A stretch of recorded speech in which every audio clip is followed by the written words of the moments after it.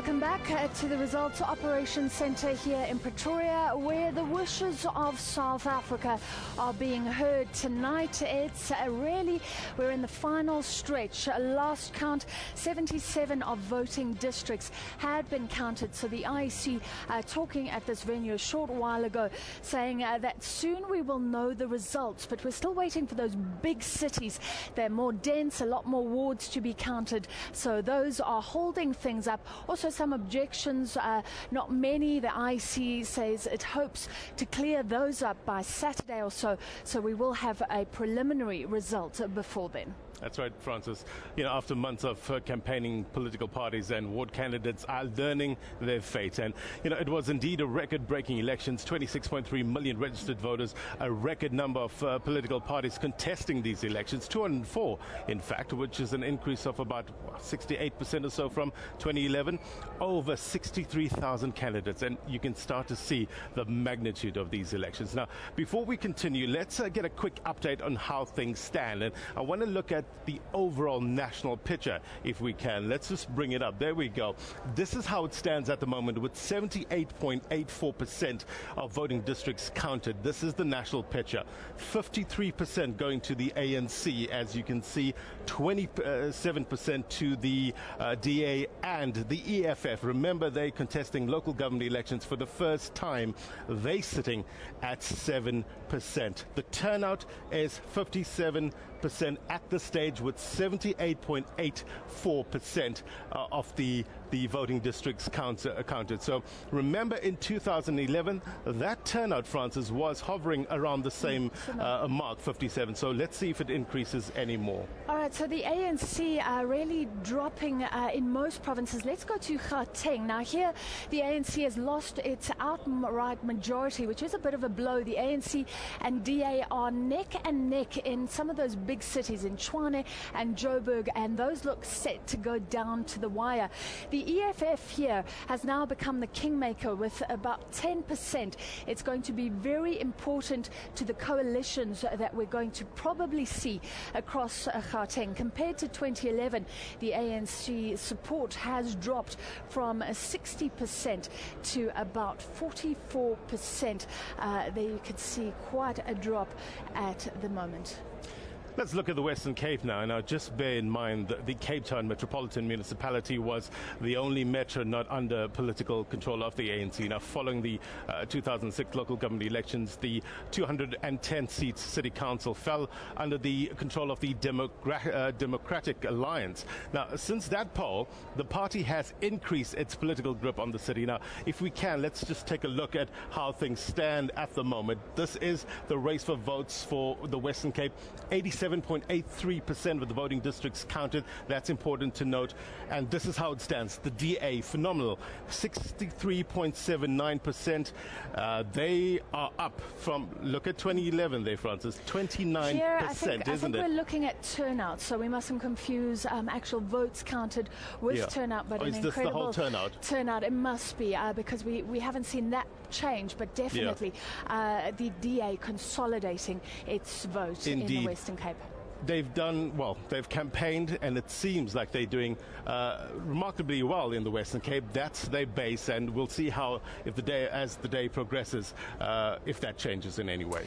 Eastern Cape now remaining an ANC stronghold, but not as decisively as before. The DA is well ahead in the race for votes. In fact, I'm going to ignore what's on the screen behind me, because I can tell you that the DA well ahead, and specifically in the Nelson Mandela Bay Metro, which is a blow for the mayoral candidate Danny Jordan. Compared to 2011, the ANC support falling slightly, especially in that metro that is going to be closely watched tonight.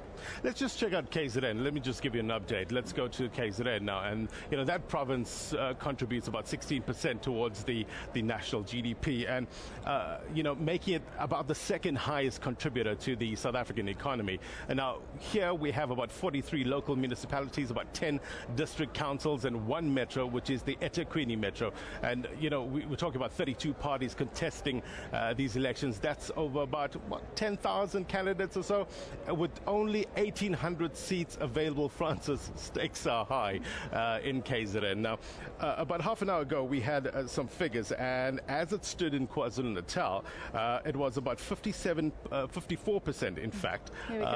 Is it up there? There we go. 54% going to the ANC, the IFP 22.60%, and then the DA at 15%. If you look at 2011, the ANC has done, well, it has improved a lot. They had 28%. Yeah, again, we have to ignore those 2011 figures. I'm not sure what's happening with those, but these are correct right now. 2016, 55 for the ANC, nearly 23 for the IFP, and over 15% for turnout the as DA. it stands is 60%, with 75.87% of the voting districts counted.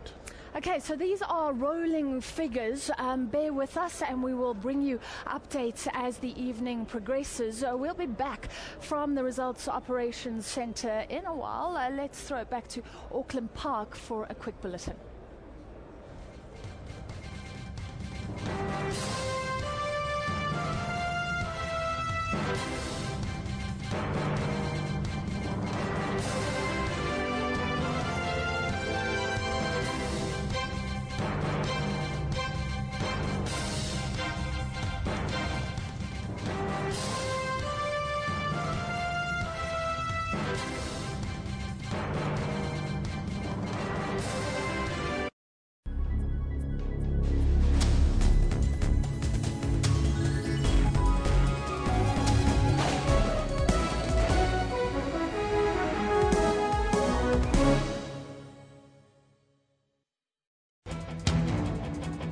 Usisiwe Jamsana, SABC News, Alice.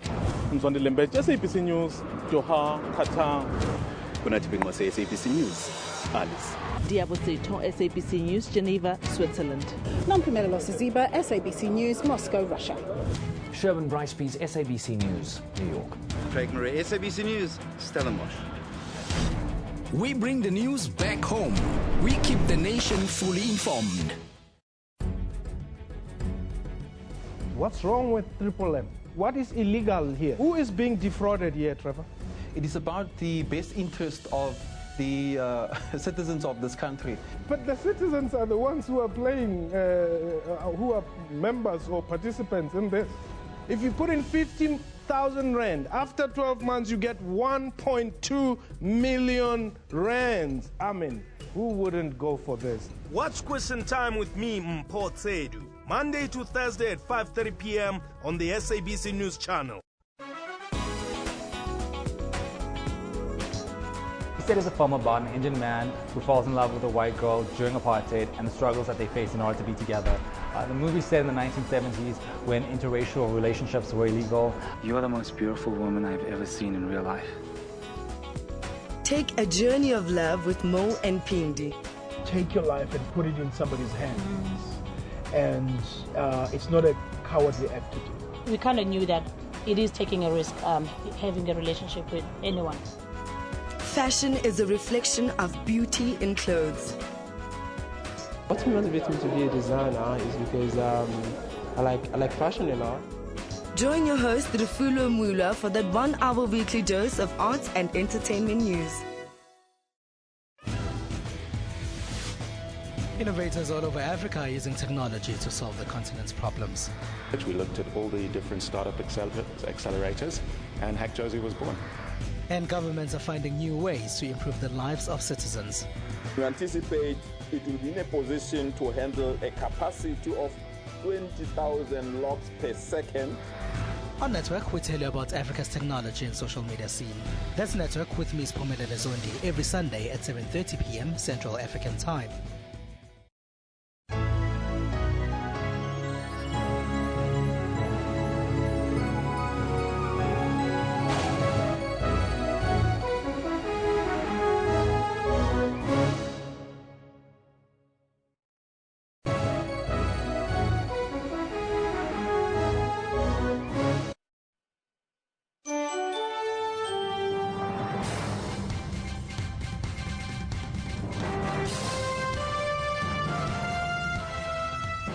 Welcome back to Pretoria now with 80% of the national votes counted. The ANC are leading in this local government election with about 54% of the vote, but that is a decline of almost 8% compared to the last local government poll in 2011. The DA is showing an improvement of almost 4%, currently at about 27.5%, but it's still a fight for control for the big metros. We don't have final figures. The DA is leading in the Nelson Mandela Bay Metro with 49.5%, followed by the ANC with just over 39%. It's also a tight race in Tshwane and Johannesburg. The ANC and the DA are neck and neck at the moment. The metros, a jewel of any political party's crown. And it is for that reason they were fiercely contested. The DA had made it clear that it wanted to wrestle some of metros from the ruling party ANC. But issues of coalition were going to be the way. My analysis is that in all the metros, we have actually won the majority of wards. What is making the difference between us winning them outright or not is the turnout and the number of people who voted. And that's what is standing between us and the victory. If you go to Nelson Mandela, for example, we've got 36 out of 60 seats, but the PR numbers are relatively low. But Motherwell and Udenhage have not been counted yet. The DA had wanted to win outright, but it did not rule out coalitions. We're excited with the prospects. We're just at the moment waiting for the final numbers. And whatever numbers that ultimately come out, we will embrace them because we're Democrats. We believe in democracy. The EFF is likely to be a kingpin in these elections. The Metro outcome is a very positive step in the consolidation of democracy. That is how liberation movements behave all over the continent. When they grow older, they lose power in the major cities, and we're going to follow it in the rural areas and defeat it there as well, so that they are removed out of the face of South Africa's political life. This was one of the hotly contested local government elections since the dawn of democracy. With voting now off the way, behind-the-scenes negotiations between parties have started. Sophie Mukwena, SABC News, Pretoria.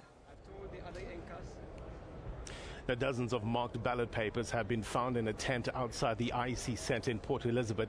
The ballot papers caused a stir with political parties angry that some of the voters' votes will not be counted. Now, the IEC's Crosby Bakela has insisted that these ballot papers have actually been counted. For more, let's cross to our reporter Iviwe Porti. She's at the Nelson Mandela Bay. A very good evening to you, Iviwe. What's the latest there? Good evening, and what I can tell you from here at the counting centre in the Nelson Mandela Bay Metro is that, you know, the mood is back to being tense again. We're still looking at those trickling in votes. It's very, very tight. It's a two-horse race, definitely, between the DA and the ANC. The DA has been leading the whole morning. With regards to the issue about the tent that was outside, it has been explained by the IEC that that is a roll-out tent and that the ballots that were found there had already been counted, and they were supposed to be held in safety there. But concerns from the various political parties, we've managed to speak to the EFF that's here, as well as the DA mayoral candidate who is here, who's been here the whole day, Ethel Trollip as well, saying that, you know, they're not concerned about those ballots not being counted. They do, you know, acknowledge the fact that the IEC has said that those ballots have been accounted for, but their main concern is that obviously it's not that safe if another political party had actually managed to get access to that area, so they needed to maybe find a safer area or a safer place to have those ballots held safe. So that's the main concern right now. Otherwise, the feel here where we are right now is that people are still waiting. It's been a very long day, but political parties are still, you know, in high hopes that the Nelson Mandela Bay Metro will fall either side. Yeah, Iviwe, I mean, it must be tense there, isn't it? Just describe more the mood. What are people saying on the ground in terms of how close this race is? Well, you know, the DA is saying they are going to wait until the final results come in and the IEC makes a call, and that's when they'll decide whether they're going to celebrate or not. But like I've said, they've been leading the whole morning. Earlier on this morning, around 8 o'clock, they were at about 57%, you know, in the front run. The ANC has been lingering around the 30s the whole morning until now. Now they're at least in the late 30s. They are saying that they're waiting, you know, on their strongholds, which is Motherwell. That hasn't come in. We're not too sure about that because the IEC hasn't really confirmed whether they've counted for that voting station or not. But according to the IEC, it's not much of a long wait. But either or, between all political parties as well as COPA and the EFF are very happy. They're saying they've made inroads. This is their first time. They're very, very happy about the progress that they've made. Last I checked, they had won one ward. So for them, it's a victory already. And we're just now waiting on just to see, you know, what it's going to end up looking like. Otherwise, between the DA and the ANC, they're both feeling positive. Okay, that's where we'll have to leave it. Iwi Poti is at the Nelson Mandela Bay. Thank you very much indeed for your time. Well, Vuwani shutdown is over now. The town has been in the grip of violent protests for 3 months. Residents were protesting against the decision to incorporate them with Malamulele. 90% of the registered voters boycotted yesterday's poll. Calm after a month of deadly protests. Schools have reopened and teaching is scheduled in a short while. So we are making those preparations. We're waiting for furniture to be delivered as we speak. Our trucks are on the road. We've done a full assessment. We also see that we need some additional furniture. We need stationery. We need all sorts of things. And those things are on their way because we had been working quietly preparing for these things after we conducted an assessment of the needs. So we believe that by Wednesday next week, we should be going 100%. For about 4 months, trading ground to a halt, and the local economy was in doldrums. Yes, we suffered. Every month we've got expenses around 60,000 rands, so we're giving money from our pocket. So we're suffering a lot. I hope things goes well now. It's very bad, you know, in business, even if you close for a day, it's bad. So for 3 months, it can take us by 6 months to recover what we've lost. The ANC has scored more votes in Vuwani and surrounding areas after the poll. 24 hours after the elections, Vuwani is back to normal. Business is booming again. This complex was shut down for 3 months following the protest against the Municipal Demarcation Board's decision to incorporate this place with Malamulele to form a new municipality. An agreement between the chiefs and the Department of Coctam was signed to pave way for peace in this area. It's Mike Maringa, SABC News, Vuwani. Well, we're live in Pretoria, and the head of the Democratic Alliance, Musi Maimane, about to make an announcement on the floor here of the Results Operations Centre. Let's take you quickly there. Aldrin St. Pierre on the ground. Most excited about is that having looked at our initial predictions and polls, it's become quite clear that in Nelson Mandela Bay we will become the largest party there, and I'm quite excited about it. So it's quite an exciting prospect for us. It says that the project we started off with early last year, where we set our sights on saying how well can we do in Nelson Mandela Bay, can we continue to grow. One of the things that have excited me about Nelson Mandela Bay is that we've grown across many communities. I was listening now to the latest stats about in communities and wards such as in Ngukha and in Kwanobuhle and communities such as that, we've grown incredibly. I'm quite happy that in certain places we've doubled our vote. I'm quite happy that in other places we've shown that we can grow in areas that were deeply contested in the northern areas, in places like Helen Vale, etc. So it's quite exciting for us. This will be a moment for us as a party where we can form a government. As we set out the task, I set out the task to say that we must govern outside the Western Cape. So this gives us a great opportunity to set up a government there, and hopefully in the next couple of days we'll be able to announce what's the best way to go forward. So. Have you decided yet, Musi, on who you're going to form coalitions with within the Nelson Mandela Bay? Well, it depends entirely. I'm just waiting to find out what the final figures as per IEC, so I can know what the other parties, the other partners that we potentially can work with will get in the end. But we've run won this election on the basis of change. And so I'm speaking to other opposition parties to say, look, we have a great opportunity to form a government in Nelson Mandela Bay. More importantly, that will deliver for the people, that will create an economy that creates jobs in Nelson Mandela Bay, and one of my favorite cities, and ultimately cut corruption. It's beautiful to say that in a city called after Nelson Mandela Bay will in the next elections potentially be governed by the DA. I think it's exciting. Anybody that you will exclude from your coalition list? We'll exclude the current lot. The ones that are in government now, we cannot work with, because we can't run elections saying change and then work with the current government as it stands at the moment. So it excludes the ANC entirely, but we'll look at all other options as we see how we go in NMB.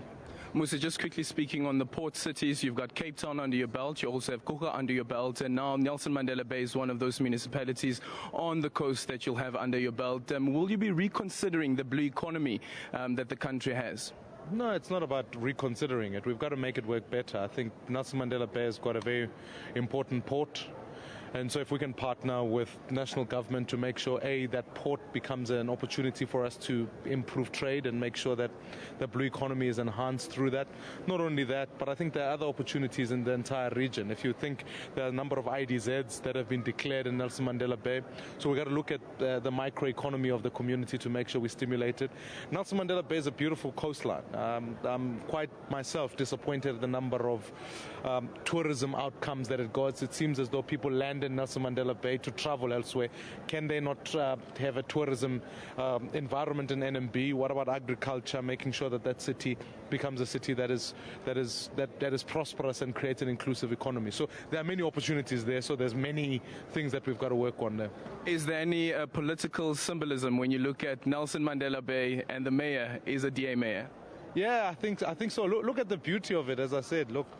We started in the city of Cape Town, the very first place that Nelson Mandela addressed South Africans from Robben Island. Now we're moving on to a city that is named after him. So I think to us there's something beautiful about the story of the DA, and in that those who understood the 94 project, the 94 project was never about a one-party state. It was always about a democratic South Africa where change can occur through the ballot box. So I think it's exciting that we can find ourselves at this point today in our vibrant democracy. Okay, perfect. Well, there you have it. The leader of the DA, Mmusi Maimane, is speaking about really securing Nelson Mandela Bay, and it must be quite embarrassing for the ANC, considering that municipality is named after the ANC's former leader, stalwart Nelson Mandela, and now you have a municipality named after Nelson Mandela, which will be led by an opposition party, but not any other opposition party, an opposition party called the Democratic Alliance. It's back to you guys in studio. Thank you very much, Aldrin. And sure, Mmusi Maimane, head of the DA, declaring victory in Nelson Mandela Bay. Certainly strategic, certainly symbolic, sentimental, significant for the ANC. So a big blow for specifically Danny Jordan. The last figures I had, the DA was on 49.5%, so not a full outright majority. That's why I think he was suggesting they may have to work with the EFF. But the ANC was at less than 40% of the vote there. They've been declining. Last election, 52%. Then in the national election, they slipped below 50.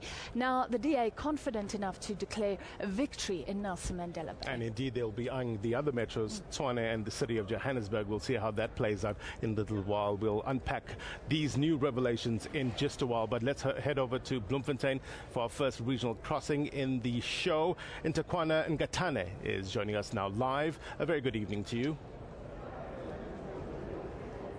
Good evening and welcome once again to the Free State province here in the results center of Bloemfontein. And from here, fortunately for the ANC, it has been able, it seems, with 93% of the votes counted to save the city where the party was founded in 1912. So unlike Nelson Mandela Bay, which is now in the hands of the DA, here at least they can still claim the pride of the African National Congress. But from what we can see right now, as I say, on the board, we see that 93% of the votes have been counted. The ANC is sitting at 62.2%. The Democratic Alliance is sitting at 19.86%, followed by the Economic Freedom Fighters at 9.7%. And from what we can ANC, comparing to the previous results of 2011 municipal elections, it means that the ANC has lost about 10% ground. But of course, when we spoke to Tate Mahwe earlier today, he is the coordinator of elections of the African National Congress in the province. He said, well, it has nothing to do with the ANC actually losing support. What it means is that people were unable to vote because of the bad weather. What he says are people who are previously disadvantaged, who may have not been able to travel in cars to go to voting stations. And of course, you will remember that there were about 47 voting stations that were blown away by the wind. People may have been discouraged from voting, but of course the IEC did all it could to re-erect some of those stations and of course have alternative measures for people to vote. Voting eventually closed at around 10 p.m. last night. More than 600,000 voters in the Free State have voted, of 1.4 million expected, and that puts the voter turnout at about 44% here in the Free State. It is much, much lower than the 2011 elections, which were sitting at 55.22% in terms of the voter turnout. Now, to look at the Free State with me is Dr. Choice Makheta, who is a political analyst, but also a former rector or deputy rector of the University of the Free State. She has a PhD in elections and electoral systems, the South African perspective. Dr. Makheta, when we look at this board, and the Free State in particular, traditionally an ANC stronghold that now seems to be sleeping. What, when you look at this picture, would you say is happening with what you have been studying? I think at this point, looking at how the results are, you will realize that people are getting the courage to make a different choice. And the civil society is starting to express their needs. And realizing that to follow a party that do not necessarily listen to you. You can realize now, the ANC has basically gotten all the municipalities. It's still a majority party, but you have to go deeper into that kind of support. Because if you remember, within the Constitution of South Africa now, Chapter 7, where local government is stipulated properly, it is meant to advocate for the people. It is meant to influence policy, encouraging bottom-up decision-making. And if a party is not listening to the people at the bottom, that is why we have a young player, a young political party, EFF, making inroads into the same following of the ANC. Whether we like it or not, it's the following of the ANC that they are chipping on, because people are tired of getting promises, and people are tired right now when we talk, even those people who voted for the ANC right now, in some of the municipalities, service delivery, it's a disaster. There are people without water now as we talk, and it has become normal. And people, those who didn't vote maybe, they're just tired of complaining. And some of those who voted are still hopeful that one day the party will listen to them. But EFF has just chipped a bit on the following of the ANC. Now, when we look at the Free State picture, for instance, we see the Freedom Front Plus. It is on 4th place right now in terms of the standings at 93% of the votes calculated in the Free State. Now, it is an interesting factor because, for instance, the Freedom Front Plus has been very vocal in terms of protecting the rights of Afrikaner language, for instance, throughout the country, not just in the Free State. Yeah. What sort of player is it in terms of the political landscape that maintains its position there? I think Freedom Front Plus, when you look at it, it's actually one of those parties that are going down slowly. I wonder whether in 2019 national elections, whether it will be there. But when you look at them, they are one issue, two issue kind of political party that only stands for a particular group of people, and sort of making people fear to be part of South Africa, because the intention is to unify society. When you look at how it's playing out, you realize that the parties that are making it are parties that are actually trying to unify society. They are parties that are trying to bring out the values of South Africa, of people unifying and building one nation. But instilling fear. You look at Freedom Front Plus and the role that is playing within society, pushing the issue of Afrikaans. Afrikaans is a South African language. There's no need to fight to protect it. It is protected because it's one of the 11 national languages. But until they open up, I think they will improve their performance. But at this rate, it's either they're going to remain at that level or they're going to go down. Now, if we go a little bit further down, we find the Congress of the People. Its founder, Musiwa Lekota, was at some point even the premier of the Free State. And if we look at what they had done in terms of the 2011 standings, they were sitting at 3.46% of the vote, and now so far they're only doing 0.85%. And now that is a sad story. You know, I remember when COPE was established, and I remember we hosted COPE at the University of the Free State at that time. The excitement that people got the courage to start a party. To start a party is not a child's play. But you realize that what killed the party right from the beginning, it's delaying to hold elections of the leadership of the party. But a party that bases their existence on the charismatic personality that they have struggles to actually stand on its own. Because when we talk about COPE, we talk about Thera Lekota. Beyond him, we don't understand what COPE stands for. But it gave hope to South Africa to say the landscape is there, the space is there for new parties to come on board, for new parties to challenge. It's a pity that such a party is going down as well. But they will have to figure out how they feature. But because the challenges on the ground are difficult, and I think you will understand that parties like COPE are smaller parties, and finances are a challenge. When you have to stand in all municipalities around the country, it becomes another challenge. But I think it's a leadership challenge more than anything else, and clarifying what they stand for and the message that they take to communities. Because when you look at the ANC, you know their message. You look at DA, you know their message. You look at EFF, you can actually understand. COPE is floating around. You're not so sure. It's a party in existence, and it is said that it's going that road. I don't know how they're going to rescue themselves, because South Africa needs more parties like that.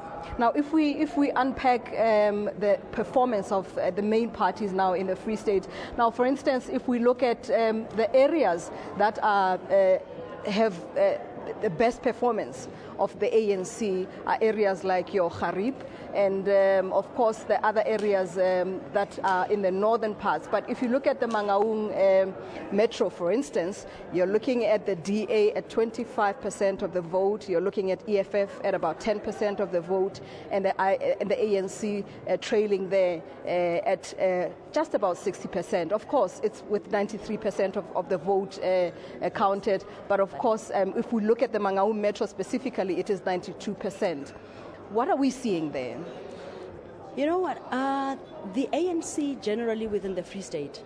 Free State it's a farming province mostly, and you realize it's poor communities, it's rural communities, where there's predominance of ANC. You realize it's people who are so dependent on what they hear and the promises. Even if they don't get the results, they still remain loyal because they are hoping that one day they will get services. When you go to Mangaung, it's largely a city. It's a mix of rural, middle class, and all that. So people are able to start thinking for themselves and really looking for other options. But there are those people who are hanging on to the word of the ANC with their soul to say one day it will come to them. It's the areas are very, very, very poor. When you go into those areas, when you go to Letsimeng, when you go to Harib, I mean, it is so sad that and when people have to do business, it's Bloemfontein or Colesberg. When you go deeper into community service delivery issues on the ground, it is sad. It is really, really sad. These are areas where politicians will go once in a while, but people just remain loyal. Can we then say this is a warning for the ANC at this point in time? You know what? I would say to the ANC right now, people believe in the ANC so much. And it's helpless people who are hoping that the ANC would get its act right and really, really serve. We do not have to depend on opposition parties to actually keep the ruling party. It's an issue of dignity. We have the kind of constitution that we have with the chapter 2 in it that emphasizes human dignity. Now, any party registered in South Africa and working with the people in South Africa, human dignity should be the first thing. Respect for the people. When you talk respect, you're talking about the services on the ground. The water issue, it's a concern. And if they respect their members, they should give them those services. That is Dr. Choice Mageta giving a word of warning to the African National Congress in the Free State if they want to maintain their support here. And of course, we have 7% more votes to look at to see how the party really performs, and other parties like the Democratic Alliance and the Economic Freedom Fighters, the new players here in the Free State. It's back to you in studio. Ntakwana Ngatane, thank you very much indeed for your time coming to us live from the Free State. Now, just a quick update, Francis, we're getting something here. I'm just going to read it, an update on Gauteng. With over 55% of the votes declared in Gauteng, the ANC is ahead with 44% of the votes, followed by the DA with 40%, and we're told the EFF coming third at over 10%. That's an update from Gauteng. So no outright majority in Gauteng. That's where coalitions are going to come into play. And let's discuss, the CSIR has been doing projections for us based on votes counted so far. Dr. Peter Schmitz from the CSIR joins us, as well as on the political front, Professor Kialeboga Mapunye, Wippold Brigadier BAM Chair in Electoral Democracy in Africa from UNISA. Welcome to you both. Let's start with you, Peter, looking at Nelson Mandela Bay. If you've just joined us, so Musi Maimane on the floor down here a short while ago declaring victory for the DA in Nelson Mandela Bay, but I think they're just under the 50, so we'll even see a coalition there. Maybe you can update us. That's right. At 5 o'clock this morning, we've already predicted that the DA will have 48% in Nelson Mandela Bay, and the ANC 42, and just had half past 5 I had a printout, and we predict that the DA will have about 47%, so we lowered our prediction a bit, and the ANC will still have 42% of Nelson Mandela Bay, so there's no outright majority, so they have to go into so kind of the a EFF basically comes into play there. They could be a kingmaker, yeah. Professor, what's your take on it? I mean, we knew it's going to be close, isn't it? Did you expect it this close? I would say that it was expected given the earlier polls, which for some reason were discredited, because some South Africans were saying, but how can we believe these figures? Because I think they were basing their understanding and assumptions on earlier elections, not the 2014 elections, but maybe rather the 2011 as well as 2006 elections. So in that case, you were quite likely to have a different, skewed picture. But as things stand, clearly we can see that the neck and neck situation that was somehow predicted is playing itself upon in this case, and we also have where possibly some thought it would be a 3-horse race or a 2.5-horse race, but as the neck and neck situation really is leading us possibly towards a coalition, or with the EFF maybe as the key maker in this regard. Interesting times indeed. Lots more to unpack, Francis? Yeah, please stay with us. But let's quickly cross to Johannesburg, the IEC Results Operations Centre there. Griselda Lewis and Simpiwe Guana standing by.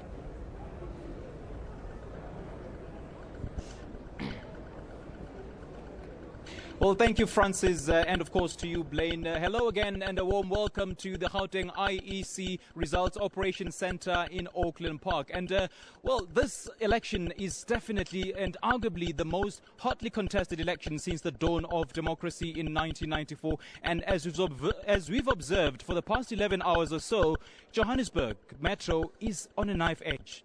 The African National Congress and the Democratic Alliance neck and neck. Let's take a look. The country's economic hub, a highly contested metro. In May, the EFF launched its manifesto in Soweto. Last Saturday, the DA held its final rally in the township.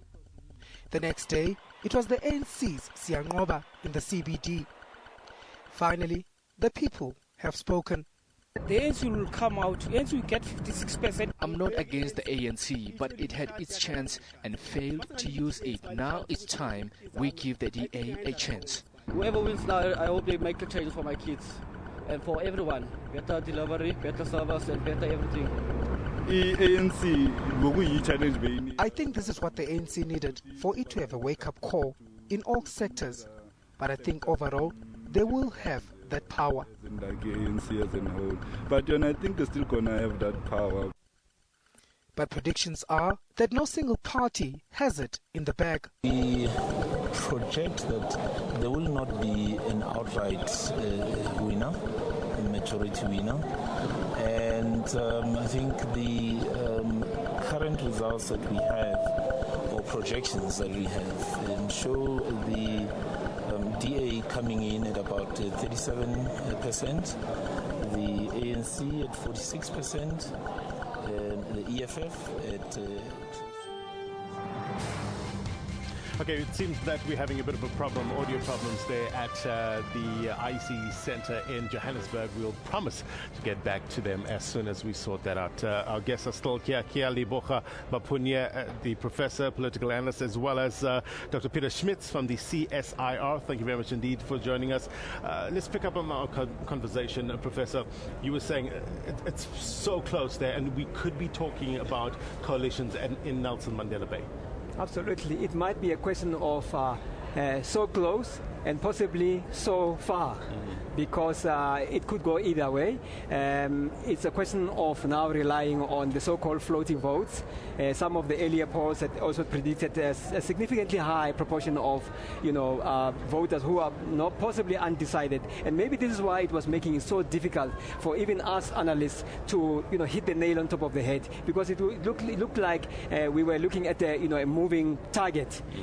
Just when you think it's going to go the ANC way, then suddenly something crops up, and you think, no, maybe it might go the other way. And that's obviously the indicator for a very closely fought contest, a very, very hotly contested electoral situation after that we have seen in a very long time since the democratization period in 1994. Professor, Doctor, please stay with us. We have to go to those other hotly contested cities as well. The DA declaring victory in Nelson Mandela Bay. We're taking you across the country tonight. Let's go to the Free State in Nqatwa. Ishmael Modiba joins us. Over to you, Ishmael. Yes, good evening. Yes, we are here in Putarichaba in Nqatwa, where the ANC have already started with their celebration. This is the popular spot in the Freedom Square where, when the ANC are having activity, they end up here doing the celebration. And looking at the statistics so far, we have seen that this particular municipality, that is Maluti Apufung, have gained momentum in terms of garnering more support. But now we have been joined by the mayor of Maluti Apufung, who's also a chairperson of the ANC in the region, Mr. Vusmus Chawalala, to tell us about the kind of steps that or the kind of progress that they've made so far. Mr. Chawalala, it looks like the ANC have gained ground in this particular Apufung. Can you tell us what sort of performance have you gained up to so far? Well, we are very happy. You must remember that we had a very serious contestation between the different political parties. We had the Kwankwaitla, we had EFF and DA, and we had to work very hard. And remember, this was the times when we had no water, when we had crisis of electricity, and our people really showed the respect in making the right choice and decide on ANC to govern them. So we are very happy, and we don't know what to do. We are very happy, we are excited, and everybody is happy. This has been declared as the most difficult election up to so far. And we know that you've spoken about the challenges of water and other things. What is it that the ANC that can promise? What is the commitment that the ANC is making to its people in this particular region in terms of the challenges that it's having in terms of delivery? Well, already we have submitted a proposal to the Minister, Menomvula, of the Department of Water and Sanitation, and for us to take water from Sterfontein, bring it to the mountain of Fikapatso. It's possible, although it's going to cost us 1.6 billion. And already we have already done that, and we will make sure that we have at least plan B so that we don't experience any crisis. And that's what we said to our people, and that's why our people decided on choosing the ANC, because the ANC is the organization of the people. And my last question to you, the ANC in this municipality, it looks like it's going to retain its seat, and the remaining seat will be shared by the minority. What sort of plan do you have in moving forward in consolidating the gains that you have made so far? Well, even before the last previous term, we used to work with the opposition, and we used to be one thing. We used to agree on all the things, and we are prepared to work with those who will be having those seats of PR. But we are very happy and we are excited. Remember, Kwakwa is the place of Basotho, and Basotho are the people of peace. And that's why we are so proud and happy to be around this area. And we are happy and we are proud of the ANC. The ANC will take care of the people. And that's why we are saying, let's all work together, let's join hands to build South Africa. Well, that is Deputy Regional Chair of Thabo Mfutsanyana, Mr. Vusmusi Chabalala, with the ANC members. And you can hear, people are happy. It's back to you in the studio. Thank you very much, Ishmael Mondiba, and you can hear the celebrations there. The Free State, last I looked, ANC in the lead with about 62% of the vote. So here we have a clear lead, but it is down from above 70%, 71% last time, 2011. The ANC has dropped, but still a clear majority and lots of happiness in the Free State. Indeed, you can hear jubilation indeed. Let's try our colleagues in the IEC Centre in Johannesburg. Criselda Lewis is standing by. Good evening to you, Criselda.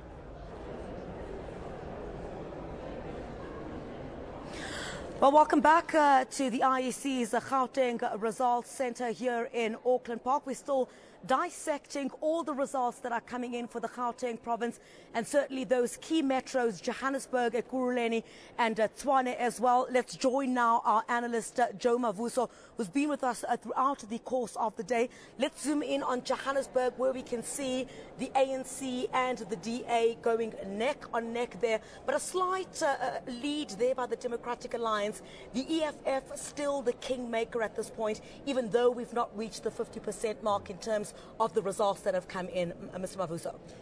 At 44% voted counted already today. The day is still very young for counting. I think they will go on until the end by midnight tonight. But 42 for DA this year compared to 2011, they have increased about 16% gain. The ANC, they increased about 8 to 9%, but the ANC has lost about 16% gain at this 44% of votes counted. And until such time all votes are counted, we are unable to pronounce who's the victor here. But like you said earlier, since this morning, the trend has been the same. Till even like Nelson Mandela Bay, it's now leading, and they were leading. DA has been leading earlier on. City of Tshwane, neck at neck, they were leading just like that. So yes, let's wait until. So even if there is a winner in the city of Johannesburg, do you think it would be quite slight, and then perhaps we could see a possible marriage between the EFF and perhaps the Democratic Alliance? My prediction is that it's likely, highly likely, that there won't be an override winner, no two-thirds majority this time around in these elections, and therefore whoever wins may want to court DA to be in their relationship. All right, let's go to my colleague now, Simpiwe Ngongwane, who's going to give us some details about what's been happening at one of the other hotly contested metros, Ekurhuleni. Well, thank you, Criselda. With just over half of the votes being counted, now the ANC looks set to retain control of Ekurhuleni Metropolitan Municipality with just over 45% of the vote, and of course the DA sitting at 40% of the vote. Now, with all the votes being counted, the municipality has been one of the most hotly contested in Gauteng, with the ANC, the EFF and the Democratic Alliance wrestling and working and campaigning hard to swing the votes to their favor. For Lerato Mashala, life is a daily struggle. With no running toilets or electricity, living in the Primrose squatter camp has become unbearable. She's hoping that her vote will make a difference in her life. Life here is tough. We live in these shacks. Nobody deserves to live this life. We need RDPs, but we are not getting them because of this corruption. Most people in this area are without jobs. They came to the City of Gold hoping for a better life. They too, like Mashala, are hoping for change.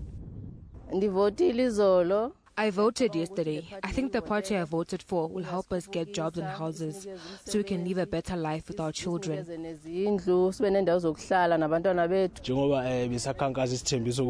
I'm hopeful that the party that I voted for will help us improve our lives. In Tembisa, voters there are confident that they'll be receiving better services. I used to live in these shacks, but my party helped me receive an RDP house.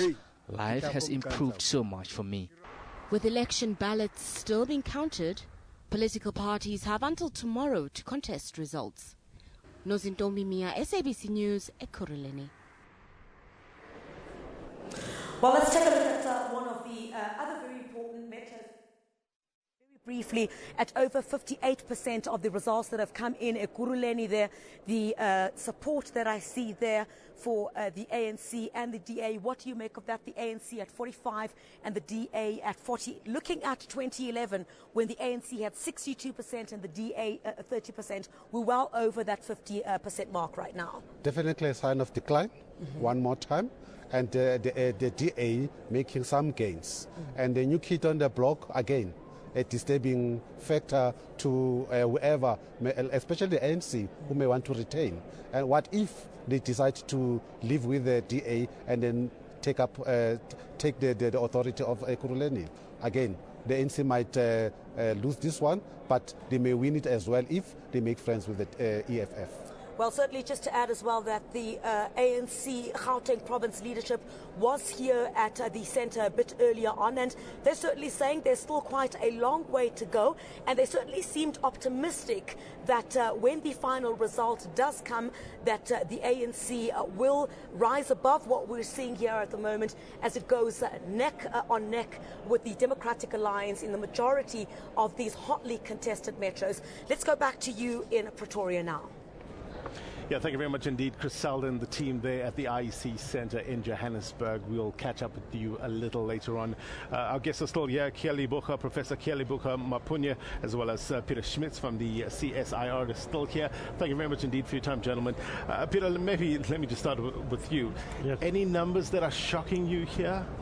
Not actually. Our model is now busy starting to follow the trend, but coming back again at about 5 o'clock this morning for Ekurhuleni, we predicted that the ANC will have about 48% of the vote and the DA will have 36%.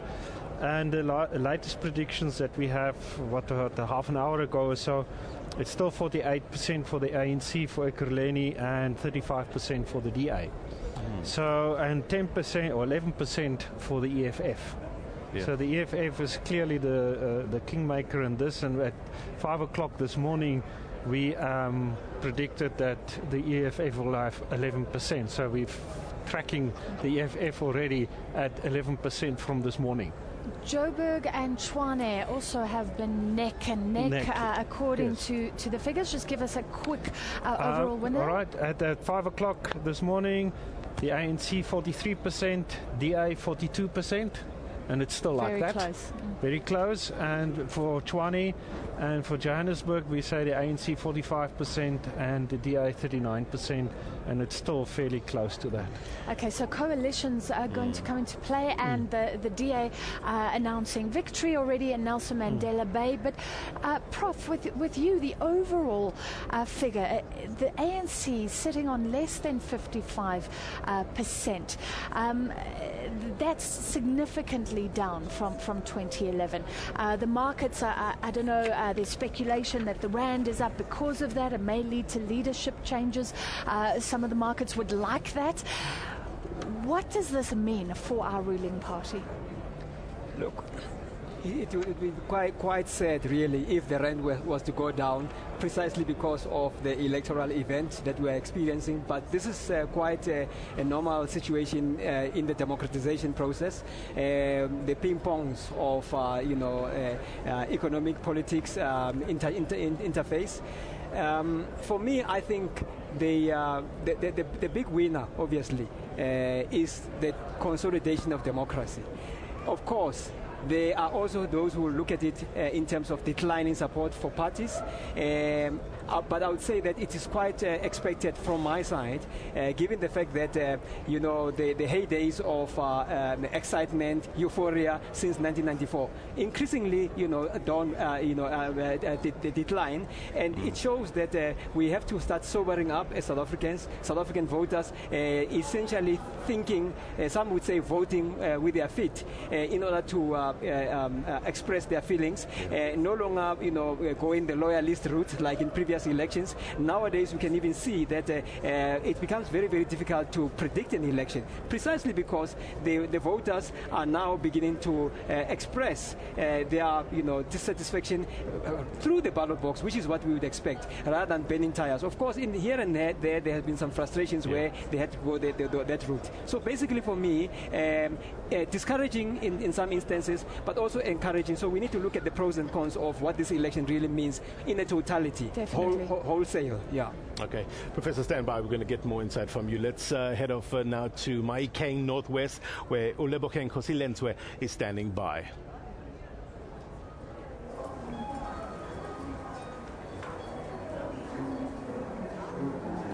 Good evening. Thank you so much, Blaine and Francis. Welcome once again to Mahikeng wa Mamositsanyana, as the place is known, the capital city of the Northwest Province. I'm now joined on the set by the provincial leader of the DA, Joe Maklua.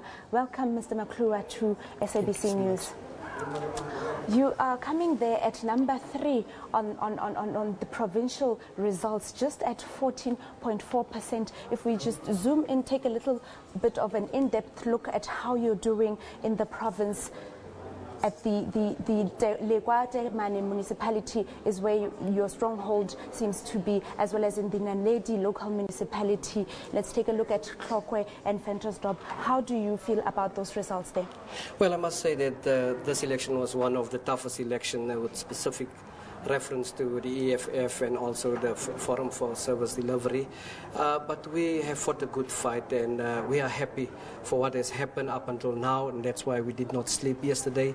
We're excited seeing the indicators, and one must remember, if you look at the whole scenario, we have fight against the resources of the ruling party, using it for electioneering. But if you look at the capital here where we are today, is that the ANC is in denial. They actually lost 18% of its support, and there are other areas where we have taken the party. We have taken the party through a number of towns. We're taking it to a number of villages, and if you look at what is transpiring, the support also that transpired in the Rustenburg area, Madibeng area, and also Matlosana area, we are saying there's a possibility of having a coalition in Rustenburg, and we as a party are open for coalitions, although we say that we would like to do it ourselves, but it is open where the ANC can actually lose support in Rustenburg.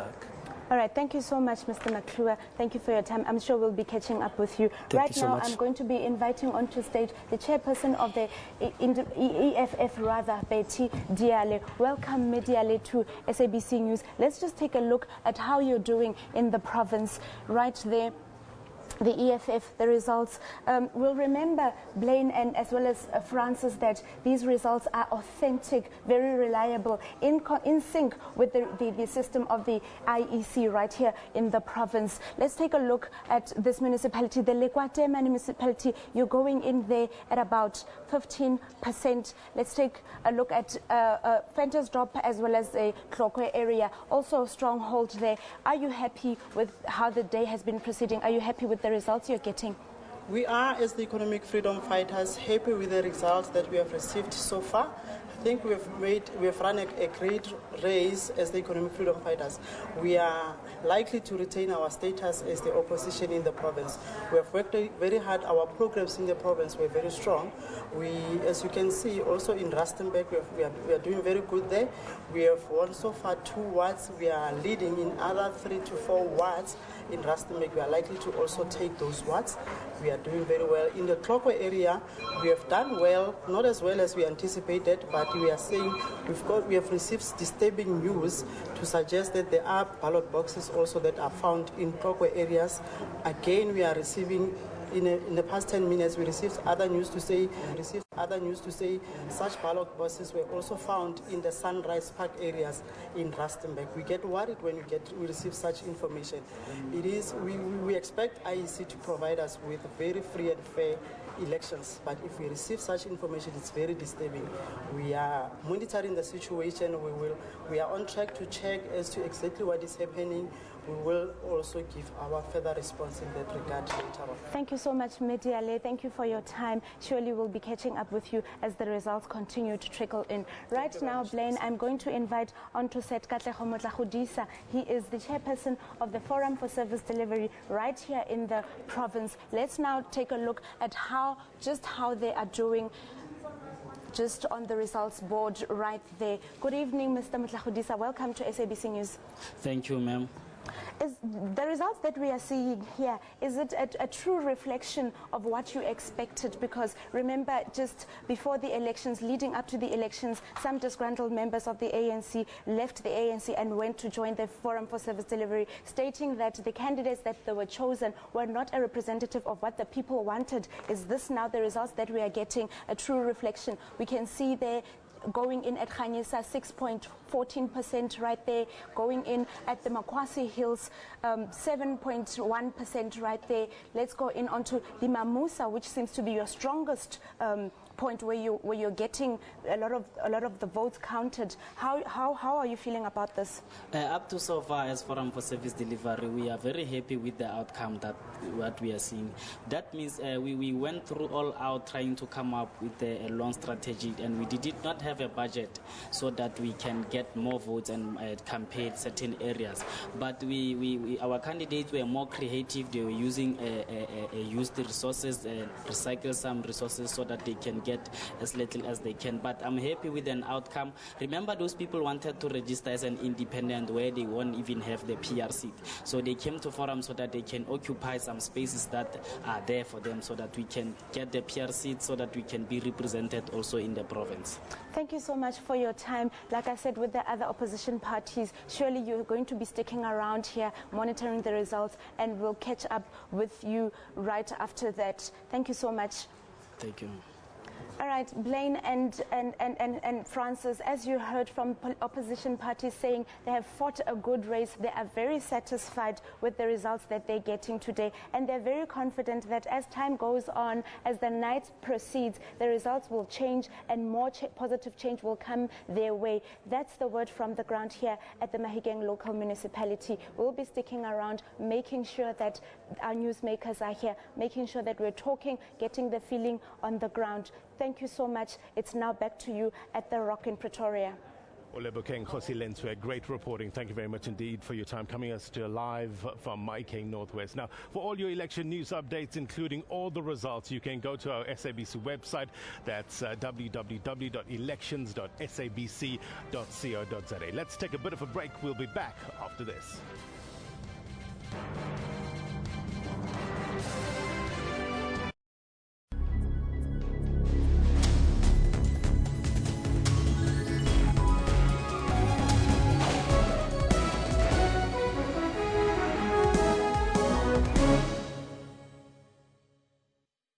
Mr. President, thank you for choosing the moon. Oh, this view is magnificent. This has to be the proudest day of our lives. Not hungry, huh? Is he eating? Nope. Okay, Commander. Come with me.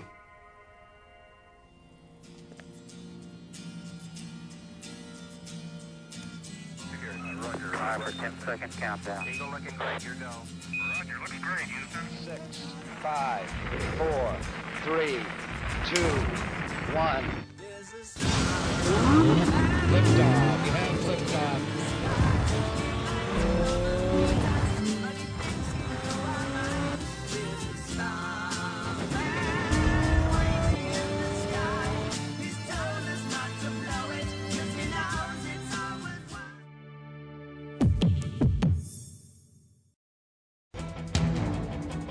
Usisiwe Jamsana, SABC News, Alice. Mzwande Lembeje, SABC News, Doha, Qatar. Kunatibinwa SABC News, Alice. Diaboseto, SABC News, Geneva, Switzerland. Nampumelo Siziba, SABC News, Moscow, Russia. Sherwin Bryce-Pease, SABC News, New York.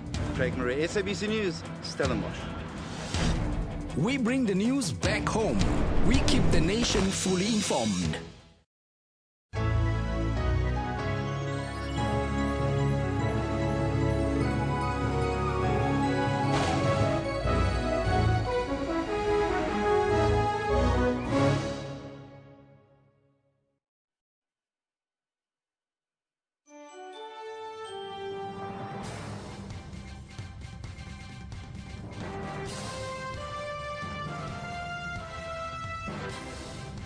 Live from the IEC Results Operations Center. Now, according to the IEC, after all objections are dealt with, they will announce the final result and seat allocations for metropolitan as well as local councils within 7 days of the election day. Now, the reality is that these elections results usually become available within about 3 days of the election voting day. Now, so you have to be pretty clear about this, because the IEC says they want to get it right. They've asked for patience because they want to make sure that all the checks and balances are done. Everything is indeed verified. Let's further this conversation. Our Chief Electoral Officer, Masutu Moyapia, joins us now live. Thank you very much indeed for your time. Indeed, a busy day, isn't it? It has been a busy day, but a very rewarding day as well. In terms of the counting, where are we at this stage? Give us an update. Counting has been completed throughout the country. What is remaining is the capturing of those results. More than 80% of those results we had indicated earlier in the day that we had completed capturing them. We are hoping that tonight we shall have captured at least 90% of the results, and we will complete the capturing tomorrow. In terms of eThekwini region in KwaZulu-Natal, there was a bit of an issue there, isn't it? We didn't see some results coming in, but all of them were counted but not captured. They were counted. eThekwini concluded the counting this morning in some places of the Durban Metro, eThekwini Metro. And what we then went through was a quality assurance process for all of those results, ensuring that presiding officers had filled in their diaries, they have signed off the forms, and everything that we needed to have captured is ready for capturing. That part has now been concluded. They are sitting and capturing those result slips. We are going to begin to see the results coming through, and by tomorrow morning, in the course of the day tomorrow, we should be able to have that process concluded as well. It does take relatively a longer time in metros, doesn't it? Yes, and there is a reason for that. You know, metros, unlike smaller municipalities, you know, the voting station that declared results yesterday has something like 22 voters. So it's not difficult to do that. If you go to Joubert Park in Johannesburg, one voting district there, because of the geography of that voting station, very small but high density, it has about 12,000 people. Yeah. And so counting 12,000 votes versus counting 22 votes, it's chalk and cheese. That's what you're finding metros battling with in most instances. And those results tend to come in much later than the other results would come. It's been a long couple of days, isn't it? How are IEC officials coping? Because we saw some tensions flare up in Johannesburg. What's the latest with regards to that? Adrenaline, I guess, motivation, and desire to see this project concluded and concluded successfully. Yes, there are many people who would not have slept since Wednesday. Or Tuesday, maybe they've been working since early Tuesday. What we saw is that presiding officers needed to bring their result slips to do the quality process that I spoke to you about, checking the result slips and ensuring that those result slips, nothing about them is untoward. In that process, City of Johannesburg has more than 700 voting stations. It meant that more than 700 people had to come in, and we had to do that. Many were tired, they needed to sleep, and tensions, can happen very easily, and we had to deal with that situation. Yeah. I'm pleased to say that our interventions worked well. We've had to deal with that, and we dealt with it successfully this morning, and the process of capturing has now begun in earnest, even in the City of Johannesburg. So when can we expect final results? I guess Johannesburg is beginning to come in, will be coming in tonight, but we will expect final results for Johannesburg tomorrow. And nationally? We are expecting everything to be in before end of business tomorrow. Okay. In terms of the turnout, I mean, in 2001 we saw about 57% in terms of the turnout, isn't it? I know 100% of the voting districts have not been concluded yet in terms of finalization, but with 26.3 million registered voters, what's your feeling? Earlier on, turnout was close to 60%. Metros account for a very large population. The numbers that are coming are going to be big hitters. So we will see, if people in metros participated in these elections, I anticipate that we may cross the 60% mark. But let's not speculate. We deal with the real deal. We don't, this is not a poll. It's not an opinion poll or anything of the sort. It's the real thing, and we will tell you what the outcome is when we get to that outcome. Masutu Moepia is the Chief Electoral Officer. Thank you very much indeed for your time, sir. Well, they're doing a good job in terms of trying to bring the results to you as soon as possible. They're doing all the checks, all the balances, verification is being done. So as soon as they're done, you'll know the results, and you can keep it locked on to SABC News for channel 404 with all the latest results, or you could visit our website, elections.sabc.co.za. Francis? Thank you very much, Blaine. So we know now that more than 80% of the votes have been captured, and we're going to try and bring up the IEC's site and maybe look province by province. Now, here is an overall picture. With 80% of the votes counted, you can see that the ANC is currently the leading party, but it's on less than 54%. This is very different to what we saw in 2011. The ANC then getting about 62% of the vote. Things are moving. We're now in Gauteng. Gauteng, the ANC sitting at 44% of the vote. So it's lost its outright majority there. The DA at 40. And here we know that those two or three crucial cities are sitting neck and neck. Predictions from the CSIR for one of them that we may have 42% for one of the parties, 43 for one. So the DA and ANC are slugging it out in Gauteng, and coalitions will have to play a part there. Now, if we try and move to the Western Cape, the DA really has consolidated its gains there, and the ANC has lost ground in the Western Cape. Here we can see Cape Agulhas is one of the areas, but if we go to the overall situation, the DA has about 64% of the vote. There we go in the Western Cape. The ANC sitting on 25.5.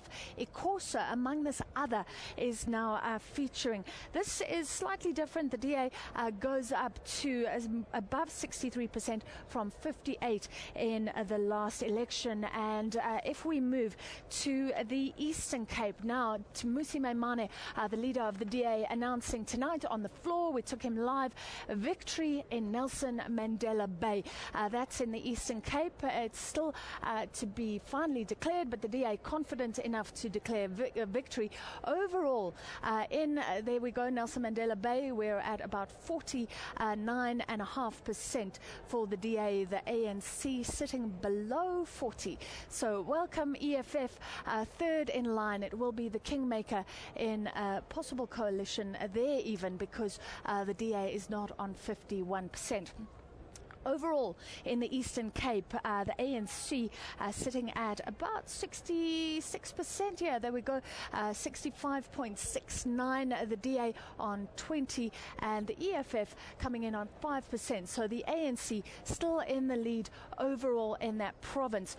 Let's look at one more interesting one. I think this one, the Northwest. The ANC still has a lead, but it's fallen quite dramatically in the Northwest from 74% to 60.5%. And of course, the EFF has always been very popular among those troubled mining towns. It's now emerged as the official opposition in the Northwest with about 15% of the vote. The ANC above 60, but the EFF next in line with about 15% of the vote above the DA. And that's where Rustenburg is. And in Rustenburg, the EFF definitely the official opposition. Well, with 80% of the national votes counted, the ANC, as I said, leading, but it's below 55%. It's at 54 or so, a decline of almost 8% compared to the last local government election poll. The DA showing an improvement, but there's still that fight on for those big metros. The DA leading in the Nelson Mandela Bay, followed by the ANC. Also a tight race in Tshwane and Johannesburg, where they are still, according to the latest figures, neck and neck. The metros, a jewel of any political party's crown. And it is for that reason they were fiercely contested. The DA had made it clear that it wanted to wrestle some of metros from the ruling party ANC. But issues of coalition were going to be the way. My analysis is that in all the metros, we have actually won the majority of wards. What is making the difference between us winning them outright or not is the turnout and the number of people who voted. And that's what is standing between us and the victory. If you go to Nelson Mandela, for example, we've got 36 out of 66, but the PR numbers are relatively low. But Motherwell and Udenhage have not been counted yet. The DA had wanted to win outright, but it did not rule out coalitions. We're excited with the prospects. We're just at the moment waiting for the final numbers, and whatever numbers that ultimately come out, we will embrace them because we're Democrats. We believe in democracy. The EFF is likely to be a kingpin in these elections. The metro outcome is a very positive step in the consolidation of democracy. That is how liberation movements behave all over the continent. When they grow older, they lose power in the major cities, and we're going to follow it in the rural areas and defeat it there as well, so that they are removed out of the face of South Africa's political life. This was one of the hotly contested local government elections since the dawn of democracy. With voting now off the way, behind-the-scenes negotiations between parties have started. Sophie Mukwena, SABC News, Pretoria. So what about the credibility of these local government elections? I'm joined now by Jeffrey Ngunyama from a voting rights organisation of South Africa. Thank you for joining us, Jeffrey. So from your organisation, more than 100 observers in 4 provinces, overall sense? Yes, definitely. What was the overall feeling about the fairness of this election? I think we need to commend the IEC for doing well done. Our view is that in all the areas that we visited, we found that things were going very, very smoothly. And I think the IEC did a wonderful job. Were there any differences compared to previous elections that you've observed? This unfortunately is our first time that we've observed the elections as an organisation. Okay. Some other observers spoke about the need for training of IEC officials. The IEC earlier welcomed that. Do you think that could do with some improvement? Definitely. For instance, in some of the stations that we visited, we realized that they were not using the same strategies. In others, you would find that they would have long queues, and others would have substations, which actually assisted in helping the process to go a lot faster. And in some instances, especially early in the morning, before they actually opened, there were instances where you would hear one of the staff members trying to advise a colleague. Okay. I'm going to stop you there because we're having a little technical problem with your audio. Please stay with us, Jeffrey. We'd like your take. But let's move to this. A looming court battle to challenge the results of municipal elections in Tlokwe in the northwest. We were just looking at that province. The African National Congress scooped this highly contested municipality with a majority above 63% of the votes. However, numerous complaints of electoral irregularities and discrepancies were recorded. These include complaints about a vehicle transporting ballot boxes to the local IEC offices getting stuck on a road without a police escort. The DA in the area is lodging a formal objection with the IEC after more than 300 ballots apparently were lost in Ward 21.